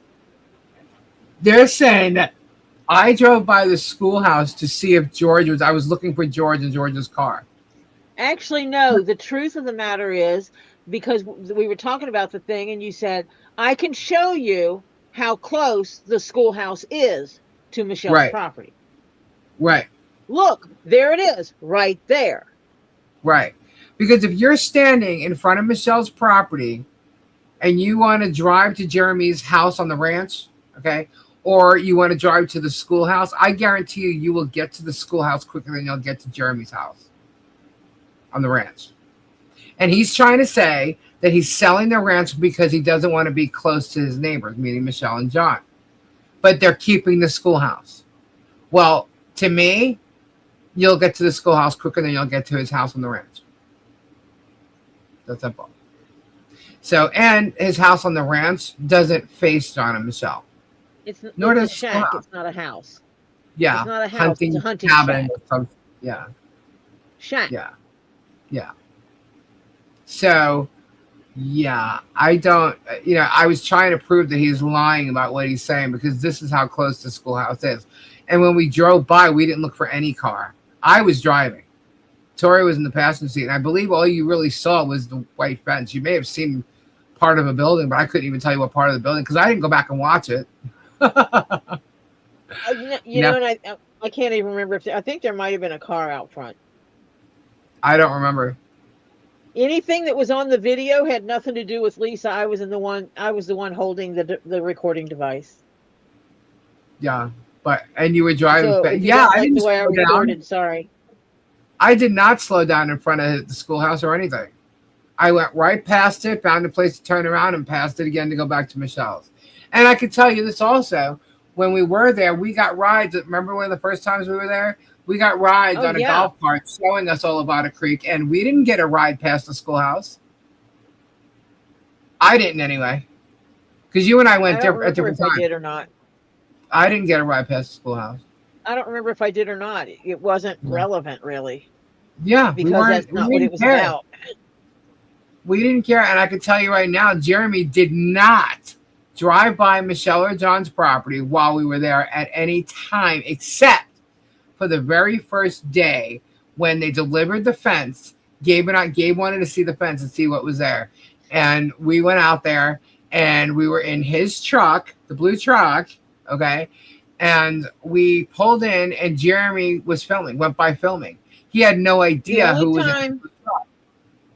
The only other time anyone came by there when we were there was when the guy delivered the that one counter for the house. Yes. And on camera, I guess they saw him pull in, and they came over to see who it was. Yeah. So what happened was when we went there the first day, and he was filming. I saw him go by with his camera up in the air and everything filming, and I was like, "Look at that shit!" I'm like, you know what? He has no idea who we are. And then when we were leaving, okay, he saw us getting ready to leave, and how ironic is it that we pull out and here comes Jeremy right behind us, right? I told Gabe, I said, "Step on it." I said, because he's trying to figure out who we are. I said, "Don't let him get the tag," right? Meaning the license plate. And so we took off, and he sped up, but he didn't catch us. We were long gone before he even turned. So, but I went live that night, and I said where we were, so Jeremy knew it was us in the car. That's how he knew what the truck was. And whenever he saw that truck, he never drove by there again. He was too busy watching on camera. Remember, Tori? Remember when we had the conversation by the fence? Yeah, he didn't even. Yeah. Oh, yeah. He didn't drive by when I was there in the Tahoe either, but it's not like we hadn't talked about my black Tahoe. Right. Other people did, and they are all recorded. All the people that drove by while I was there were all recorded. And by the way, guys, that whole big thing where he did a stuck in a truck thing, the walrus stuck in a truck. It wasn't the blue truck that I was stuck in. It wasn't Gabe's truck. It was Tori's Tahoe. Tahoe. Of my Tahoe. Yeah, sitting behind me where I had my seat rolled back. Right. And it was my left foot that had an injury. And I had to get her injured left foot. Yeah. I know I was stupid and didn't roll up the seat for you. Sorry. It's fine. But I had to turn sideways to get out because I had to get my left foot out first. And I was on the right side of the car. So that's him calling me stuck in a truck. And meanwhile, it was her Tahoe, which has plenty of room, by the way. And but that's what he started off with. And he never filmed. Here's the thing: he never drove by during any of that. So how did he know I was even having an issue getting out of the truck? Because he's got it on the cameras. He won't admit that, but he's got it on the cameras. There's no issue of me ever getting out of Gabe's truck at all, even with my injury after the fact. What I did do was I avoided being on his cameras. I can tell you that. That's why he was trying to figure out who it was in the truck the first time we were there. And that's why when he saw us getting ready to leave, because we pulled out like we were getting ready to leave, and we were still talking to him outside the window. So Jeremy got in his truck and came forward and drove real slow until we pulled out. Yeah. And another time, remember, okay, so he didn't drive by when we were there with Tori. Remember, he went by, got on his the Gator, his freaking golf cart thingy, and he was behind Tubetown, staring at us and watching us in the Gator. And the neighbors verified that he did that. I'm telling you, he's a freak. I mean, think about it. George doesn't stay at that cabin, shack, whatever the hell that thing is, with him. He's there. So how bored is this guy sitting there by himself, you know, and just obsessing over these people and us? Wiping his wiener. You know? Yeah. You know? Oh, you heard that, didn't you? I did. Jeremy's busted foot. I'm sure he was graceful. Not. Right? And I had a burn on my foot. Okay? So I was trying to get it to heal. Oh, we got more. We got more. Hold, please. Oh, look at this. 2020 top trial attorney. Oh, it's Melissa. Melissa's back at work posting shit, harassment. Do we need to call the authorities again? So she's now harassing Leslie with posts.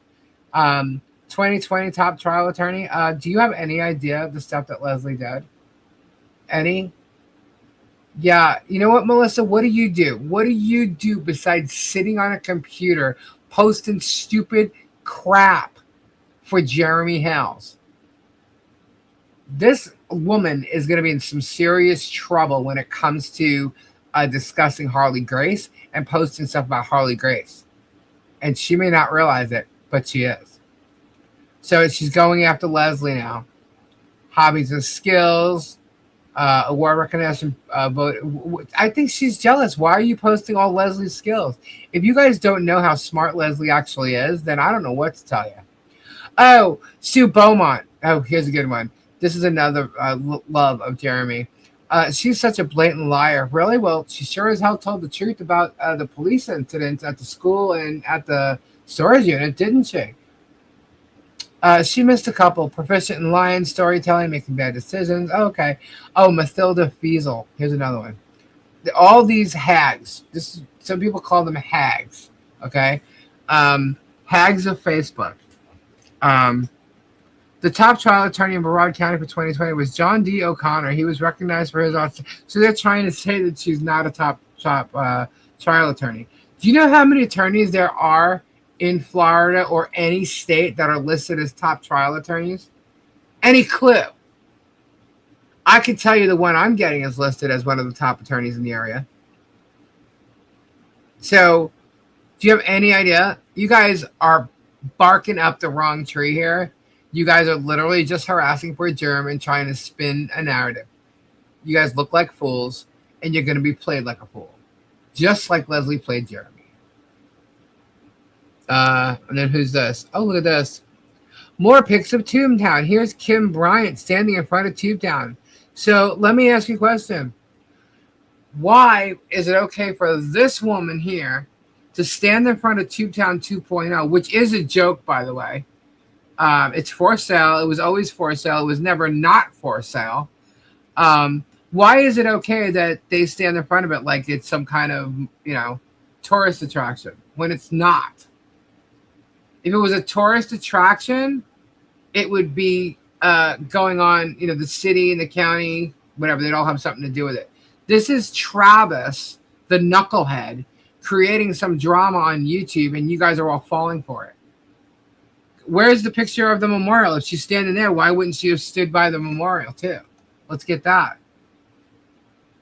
The sick fucks that they are doing that. And you have someone like this, standing there. Oh, here's another picture of her standing in front of the cardboard cutout of Travis right directly across from Michelle and John's house. That cardboard thing right there was literally supposed to scare Harley and did. Okay, that's the monster across the street. And you have this woman here who looks like she's in her 60s. Oh my God, wearing jeans that say love and peace drawn on them and stuff. Oh, lady, you need to just grow the fuck up. Okay, you're not as young as you think you look. I can tell you that right now. And you need to grow up. Grow up and stop freaking being part of the harassment that goes on to hurt a family. Because Kim Bryant, that's exactly what you're doing. You're bragging about being there and showing your shit. You are just showing that you are part of the harassment by indulging. The fact that you're standing across the street from Michelle and John's house right now is insane. And that, where's the picture? You're going to tell me you took pictures directly across the street and you did not take a picture of Michelle's property? I find that hard to believe. Where's that picture? Where's that? Oh, you didn't want a picture of a fence because that's all you could see? Do you have a truck that's big enough to see over the fence like Jeremy does and bragging about? Yeah. No, I'm not showing the photos. I'm just looking at it. I've been sent them. But these people are sick. They're sick and twisted, and they're all part of the harassment against the family and basically a little girl. They're all part of it, every which one of them. They're sick. So, I'm not showing them. I'm not going to show somebody else's picture. I'm not going to do that. Even though it's posted publicly, I'm not going to do that. It all depends on what it is, whether I will or not. And that is just, no. There's a woman standing there in front of those two places, and yet they're going to crucify Michelle because she stood in front of a McDonald's drive-thru sign.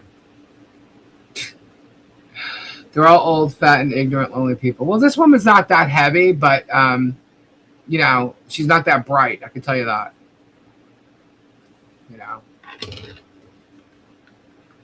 Why is it okay for this is a mental thing right now. Why is it okay for them to go there and take pictures standing in front of anything, but you're going to attack Michelle for standing in front of a McDonald's sign that he owned? I guess he owned it. Was it part of the trash that he threw out or something? I don't even know what he did with it. It was on his property. I don't fucking know. But she takes a picture in front of that sign, and you guys go and take a picture in front of Tube Town, the cardboard cutout, and you think you guys aren't. If she was a stalker for doing that, then you guys are all fucking stalkers. What gives you the right to stalk? Because that's the same fucking thing. And this is where the stupidity comes in. And so that is one thing that I will say Jeremy is correct about. His followers are dumb fucking people. Sorry. And we'll throw in money anytime he asks for it. Yep. He has talked so much offline. You don't understand. You're making him money. You're making him money. He doesn't give a shit about you. Ed, so if I stand in front of a McDonald's sign, I'm a criminal. Apparently so. Apparently so. Now you have to remember, when Michelle found out about Jeremy, it was because of Jamie. Jamie's the one who went there and visited them. Jamie was the one that was allegedly sexting with him, who Jeremy said that him and George have an open relationship. And she won't be coming back to Florida. And that's not the only person that he told that to. I have text messages from him and somebody else that used to do storage units with him. He said the same damn thing. Okay? Jeremy has lied to people. I think he's got an addiction with SCX, and I don't think he gives a shit how he gets it, or, you know, I do think that that's an issue for him. If that is, that's his personal problem. But, you know, obviously he can't. Why on earth would he cheat on his wife, his girlfriends, but George is like the ever-loving, you know, one he won't? Come on now. He even went as far as having a relationship under a different name. You know, and this is all proven. This is not, you know, hearsay or any of that shit. It's all proven.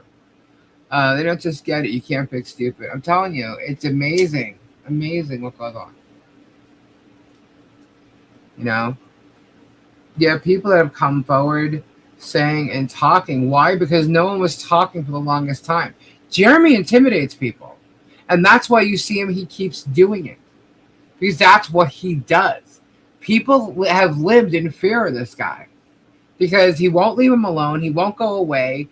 He stays in your face until something happens, and he doesn't. That's why he's had protection orders on him before. How do you think he learned about getting protection orders? Because he's had them on him.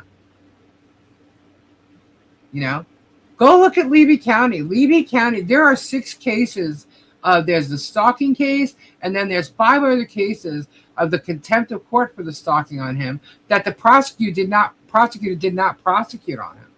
It's listed. They're still up there. Go look. All the bragging he does about Michelle and, you know, these contempt of courts in Ohio. Go look what's in Levy County on his ass. It's there. You know? And I can tell you right now, what's there is also sitting in the detective's office in regards to my case. We are proving Jeremy to be a harasser, an aggressor, and not the victim. That's what's going on between the shit he's done with me, the shit he's done with Michelle and John, the shit he's done with his entire past. It's just proven, and he's getting worse and worse and worse. And that's where he's going to get in trouble. Leslie, what he's done with that, I mean, you know, eventually him getting away with it is no longer going to be a thing. So, and you guys can come after me all you want. I'm pointing out the truth. I'm telling you what this guy's doing. I'm telling you how he's affecting people. I'm telling you what's going on. You know? Ditto, Lisa, today, more sexual talk on his family show, Addicted. You know, you guys have to, you know, I'm not trying to convince you guys. I'm just telling you the truth. You can look at it all for yourself, because how did I get this information? I got it somewhere. Right? It's out there. I've talked to people who know him. You know? And why did I do that? Because I'm getting to the bottom line. I'm getting to the truth. Because this guy came out attacking people. And he has to be stopped legally. The law has to stop him. The law has to hold him accountable. He cannot keep getting away with this. You know? Look at what his son said. His ex-girlfriend's had issues with him. There's protection orders there. There's proof that she did. I don't have to tell you anything she said. There's proof that she had a problem with him. He had an arrest for burglary. You know, because he tried to get in the house. It's all there in police reports. It's all there. I'm not making shit up, guys. It's all there. I found it because it's in the police records. His son came forward. We all know what he's been doing to Michelle and John. Okay? We all know that he's always talking shit that he can't prove. So, that's where it's at. Now, I can't promise you that the content will be here next week. I can tell you that, we brought this breaking news out with the one police report. I guess Tug felt it necessary to bring the other one out to prove something.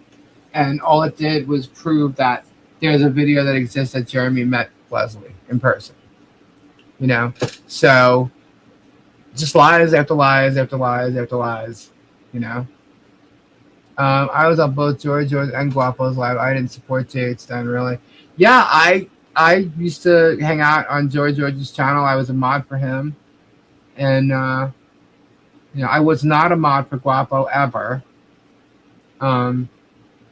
I watched George, Robbie, sometimes Guapo.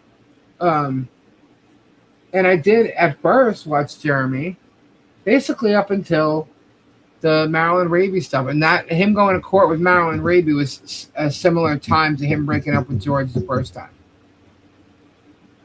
With the I Want to Be Like Guapo, because that's when I became a mod. It was during that time that he added me as a mod, because I was talking in the chat and I was telling him to cheer up. It's not the worst thing in the world. Stay positive. Blah blah blah. I was trying to be nice to him and stuff and send positive vibes. And because of me being a mod in George, and he obviously knew that, I'm guessing is the reason he made me a mod, because he also knew I knew Robbie.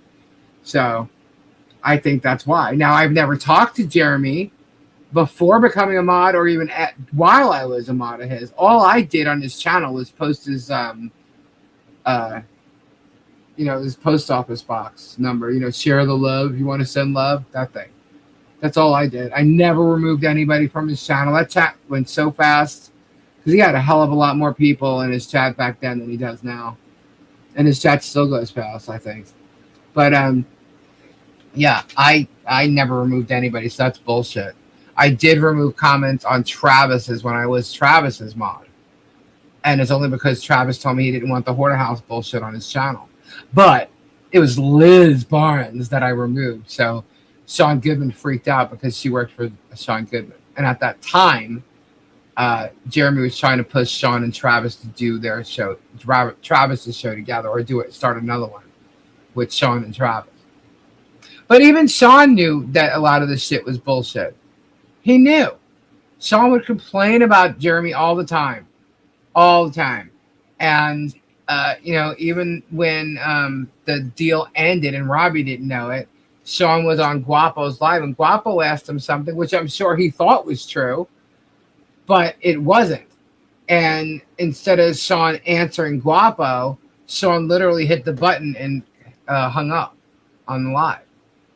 Because I'm guessing Guapo's asked about money, which is totally not true. And he asked him straight out directly, and Sean was not going to answer it because Sean knew it wasn't true. And he just ended the live.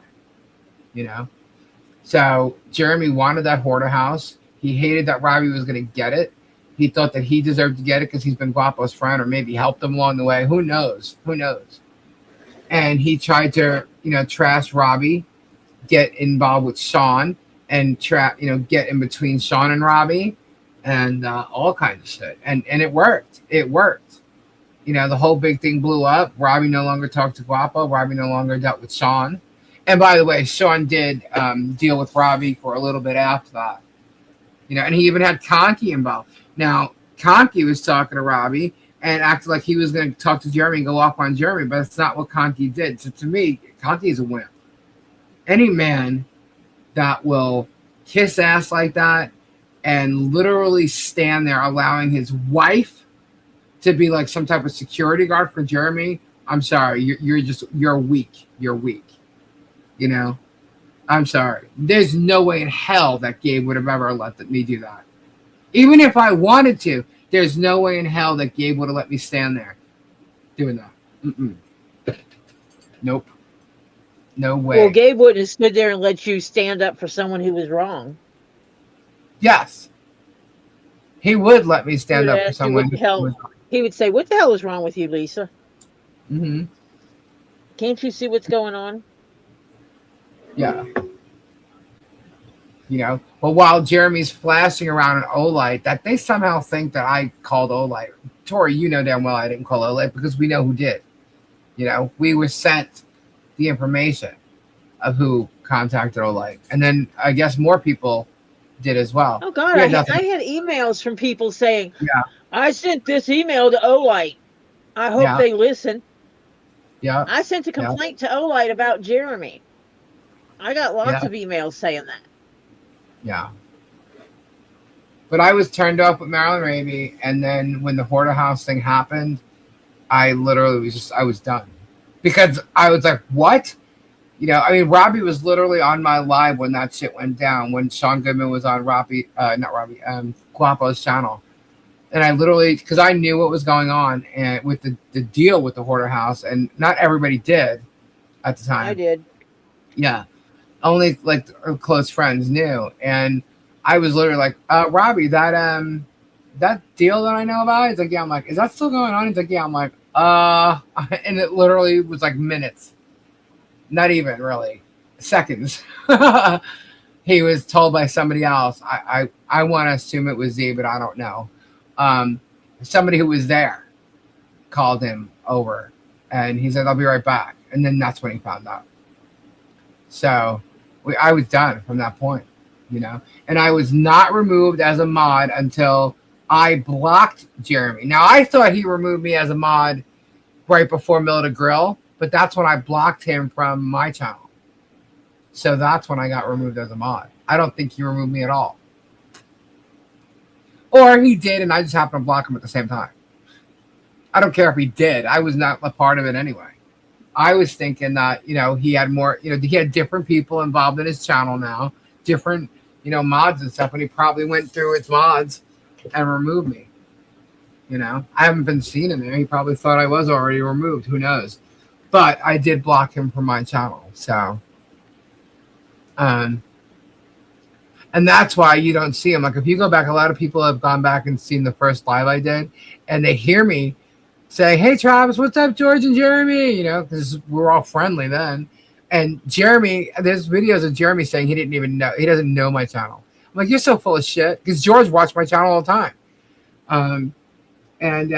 But you won't see them in the chat because they've been blocked. But you'll see me saying hello to them and stuff as if they were there. But you won't see them there because I blocked them. These people talk so much shit, you know. But either way, guys, it's all the same old bullshit. Some things are new, but when we're discussing, all old shit keeps coming back up and it just gets repetitive. And, you know, it is what it is. But I've provided you receipts this week, now didn't I, minions? And you can't handle it. There's more where that came from. Let's see. My hubby would have pulled me away. Oh, yeah. Gabe would never have let me sit in front of somebody like that. He would have made me get out of the way, and he would have stood in front of him. I think most of us were in the dark about the whole truth of Robbie's part in the Hoarder House. Yeah, not many people knew. Just the people that were close to him outside of the channel knew. You know, I won't even say like me. I knew. Tori knew. Maybe Marcia knew. You know, not many people knew that he had anything to do with it. And it wasn't him that was going to be buying the Hoarder House. It was his partners that were going to be buying it. Sean was going. Sean went up to Guapo's to check on everything and make sure, you know, it's all legit. There's this many cards. There's this many that. Sean's the one that was really, really into all that. And Sean is the one that wanted to make sure that Guapo wasn't going to, you know, give it to somebody else or take another offer. That's why Sean gave him cash. And Sean was told not to. Robbie's partners are millionaires. They don't need Sean to give up anything. And they do business. Okay? And that's why everything was going in escrow. They don't do this like little, you know, crap that like Jeremy does, or they're businessmen and they do things properly, and that's why the money was going in escrow. But Sean didn't want to lose it, so Sean gave Guapo $5,000, and it wasn't Robbie that pulled out of the deal. Robbie, when he was on my live, didn't even know what was going on. So how could Robbie have pulled out of the deal? Robbie ended up telling his partners what was going on, and they said, it's done. We're done. We're not doing this. They pulled out of the deal. Guapo or not, whatever bullshit made Guapo pull out of the deal by going live that night. I don't know if he said anything before that, but that night it was done. And they were trying to say that Robbie owed Sean the $5,000 he gave Guapo. First off, if somebody gives you $5,000 or any amount of money and you break the deal, then you need to give that money back. Not Robbie. Robbie didn't tell him to do that. It wasn't Robbie's deal in the first place. It was Robbie's partners. So they all tried to blame Robbie on all this shit that they were all like spinning it. And all from Germ. It all started with Germ. Go look back at the airport video. Not about what he said about his dumb viewers will pay every money. Not about that. Go look back when he's trying to offer Guapo $150,000 for the hoarder house, fully knowing that Robbie's people already offered him $300,000 and was already getting the deal. And he was already in the deal. Go look at when they landed at Gatorland, and where they're at Gatorland, and he is totally egging Guapo on, saying, go ahead, Guapo, where's my money? Where's my money? Totally egging Robbie. That was led by Germ. Germ is a fucking bullshit artist. He's a manipulator, and he's the one who causes all the problems. Why? What was he doing? He was filming, wasn't he? You saw him doing it right there. Go watch it. I think that's what caused so much confusion. It did, but it's meant to. That's what I'm trying to say. Germ knows what he's doing.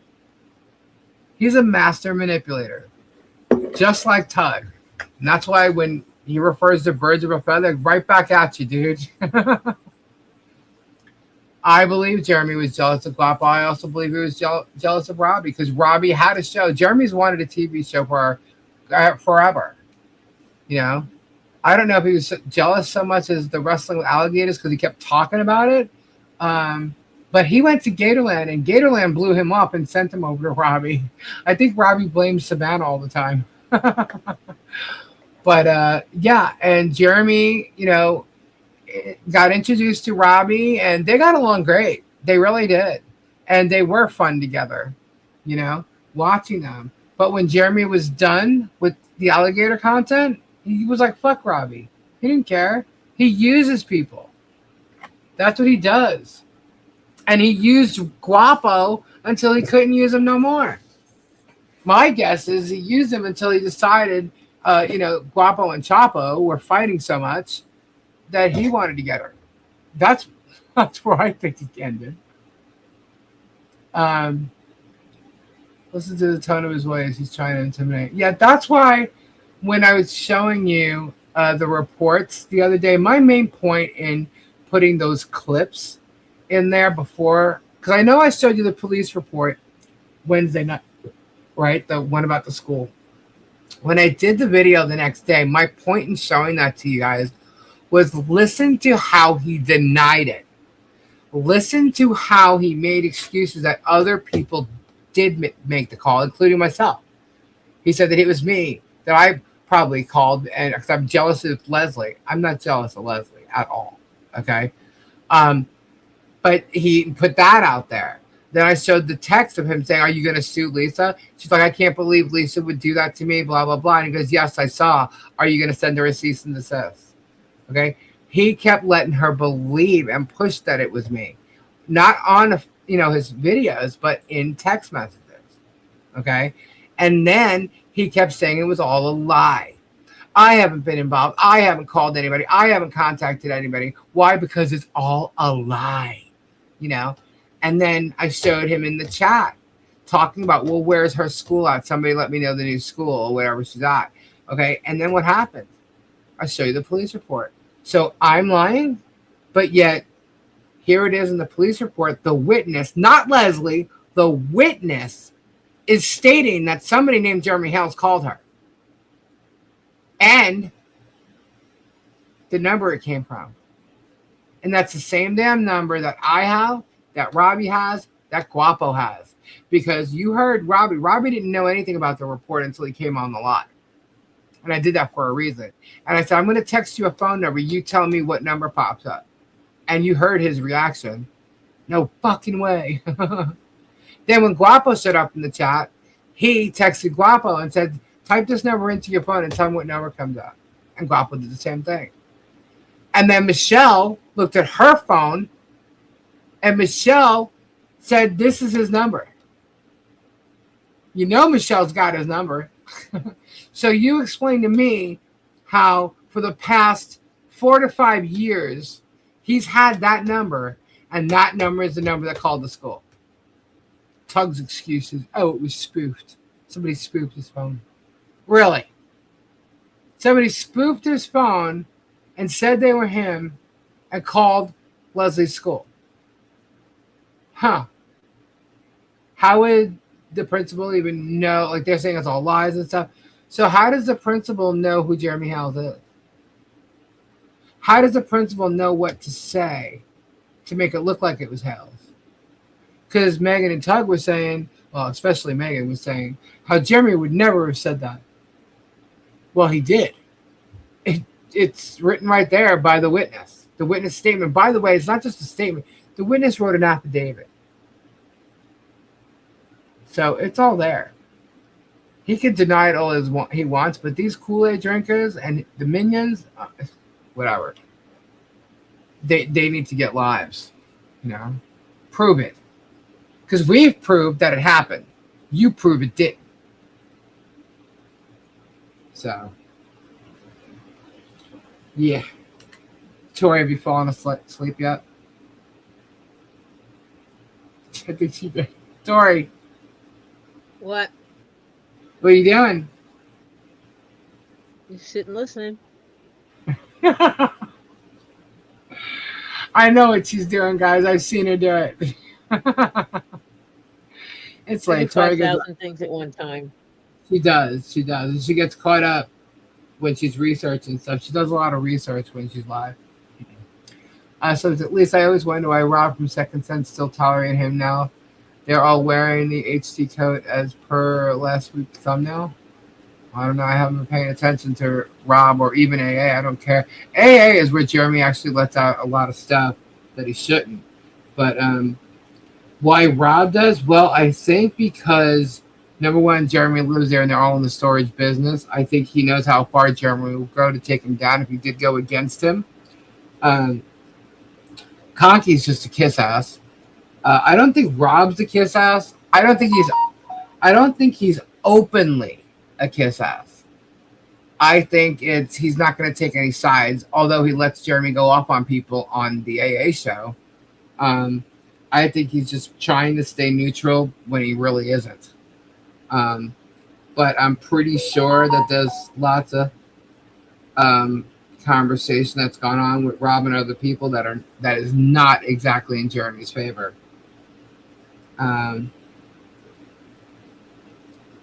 Okay, sorry, I was just looking at. So it's going to be super hot tomorrow, and the UV is going to be severe. Messed up, forgot. Okay, use burner. Idiot, right?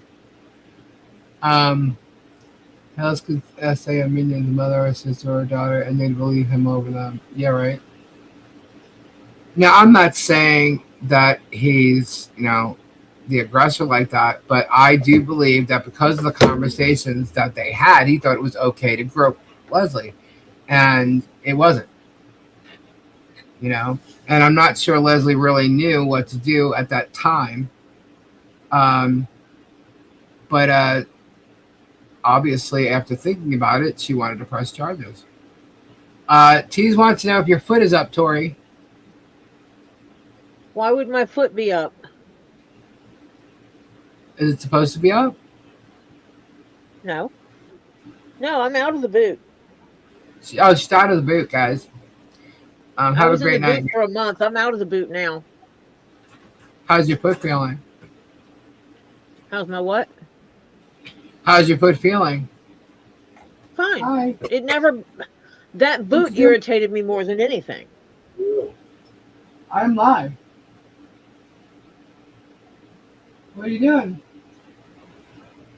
Gabe's half sleeping, guys. Are we getting a sleepwalking? Sleepwalking with Gabe. No, no. Good night, Bearded. Yep, can't fix stupid. He doesn't want to be in the middle. Yeah, I kind of agree with him, but at the same time, like if you watch the storage unit video, he's sticking up for Jeremy. When Jeremy was clearly attacking Guapo, there's not even a question about it. No, he's not sleepwalking. He just happened to wake up. He probably went to the bathroom and was like, "What are you doing?" He's not sleepwalking. He would have come out here if he was. But anyway, it is almost 1:00. So, but yeah, guys. So that's the weekly update. Updating Tori about everything. But that's what went on. Crazy. At least it wasn't just real repetitive nonsense. You know, there was something new that happened. And the hilarious part is they all went bonkers, Tori. They really and truly did. Oh no. They actually got him. How is Squat Pump? She's fine. She's been busy with her parents, taking care of business. Noreen turned me off on her after she defended the hills and not Guapo. Yeah. Well, it's funny how they all saw what was really going on, and most of them were taking Jeremy's side. And I think it's because they knew what Jeremy would do if they went against them. He would trash them. You think anybody wants Jeremy to be trashing them? They definitely don't want to be in Michelle's beat or mine or anybody that's actually one of the defendants in the Fed 2 case. Nobody wants to be. Nobody even wants to be seen chatting in here. For the most part, there's so many people that won't chat that I get messages from because they don't want to be caught, talking in screenshots. And I get it.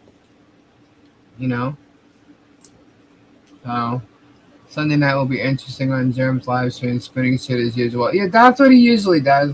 He shut up for 3 weeks, but my guess is because of the harassment and the detectives.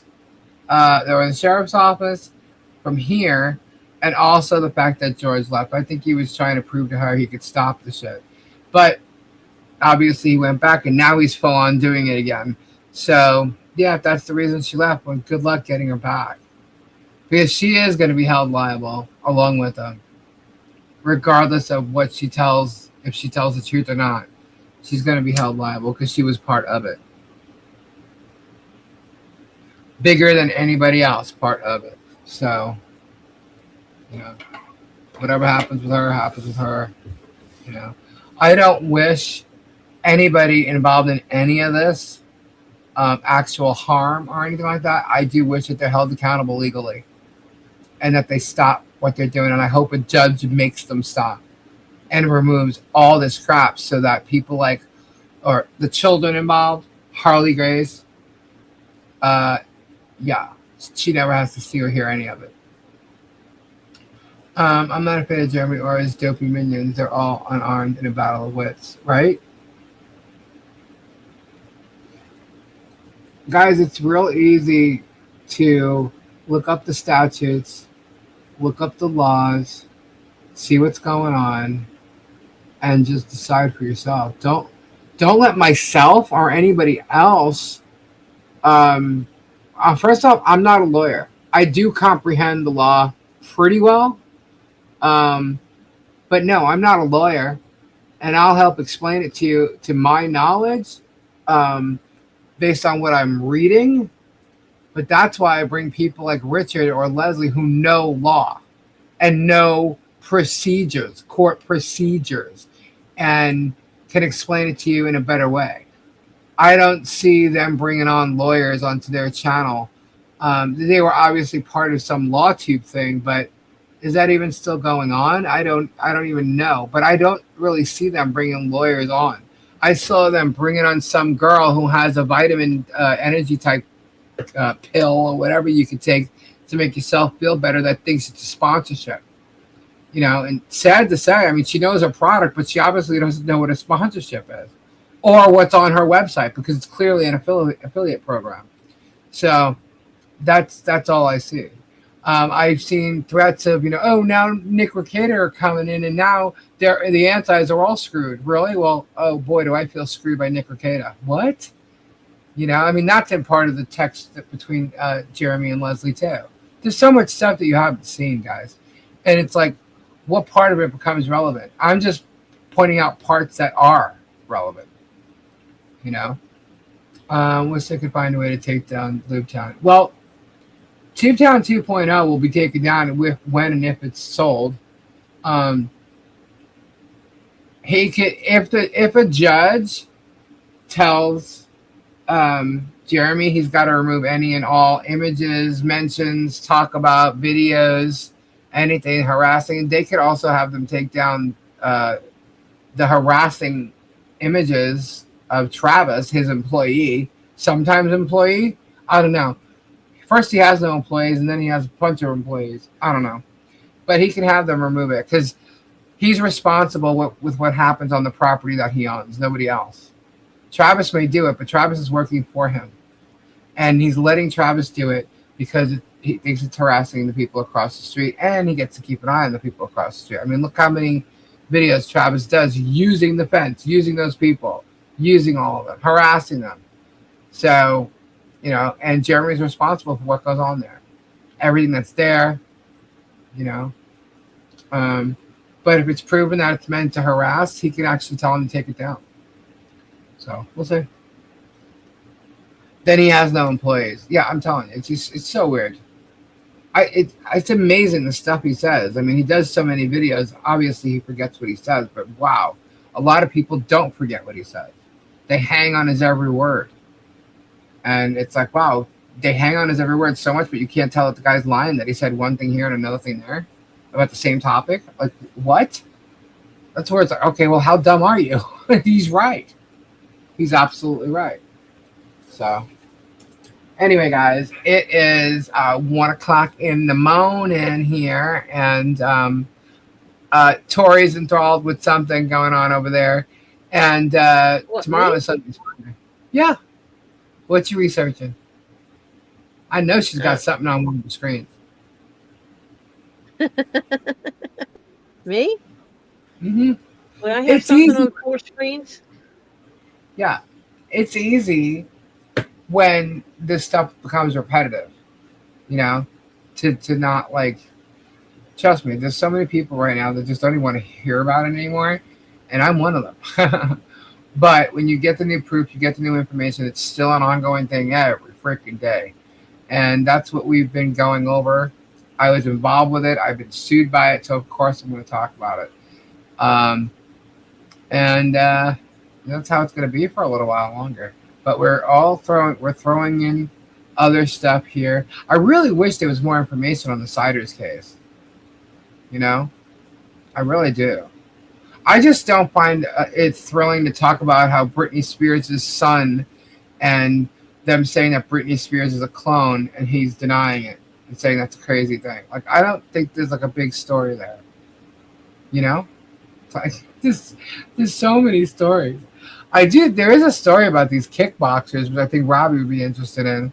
So I was going to mention that tonight, but we'll wait for Robbie because I think he would, he probably knows about it. I don't know. Jeremy, how long has that camper been at the schoolhouse now? Yeah, I know. Doesn't he have a camper at the schoolhouse that Gina's living in? Isn't that right? Does he have an occupancy permit for that? He keeps talking about Michelle. Travis is always crying. What did I do? He's just a royal ball watcher. What did I do? He harasses them. I'll get the hiccups now. Lisa, when is the Ohio judge going to say anything about the last time they were? I have no idea, Turkey. No clue. I would have definitely thought that they would have said something by now. It's quite possible she's letting time go by to see if any more contempts come in. It's quite possible. And there's going to be 0, just like there was always 0. Jeremy Hale's walking into Walmart running up to John with a a camera in his face is not them breaking the PO. That's Jeremy actually trying to antagonize John to break it. You know? So, yeah. Brittany is a clone. She never had a gap in her teeth. I don't know. I'm not even paying attention to that. You know? I don't know. They called Jim Carrey a clone. Apparently he's come forward saying it's not true. I don't know. If someone's a clone, then they can have the clone come forward saying it's not true. I mean, who knows anymore? Who knows? Anyway, guys. All right. It's 1 o'clock. I'm going to say goodnight. I hope you guys are having a fun weekend.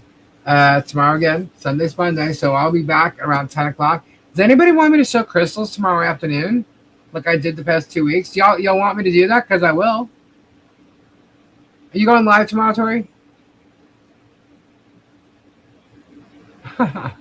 Yeah. Tori, are you going live tomorrow? Yes. At 5:30? Yes. Okay. Just making sure.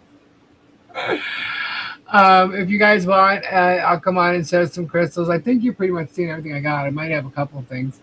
But if you want, I'll come in tomorrow afternoon, and then we'll raid Tori. What do y'all think? Yes or no?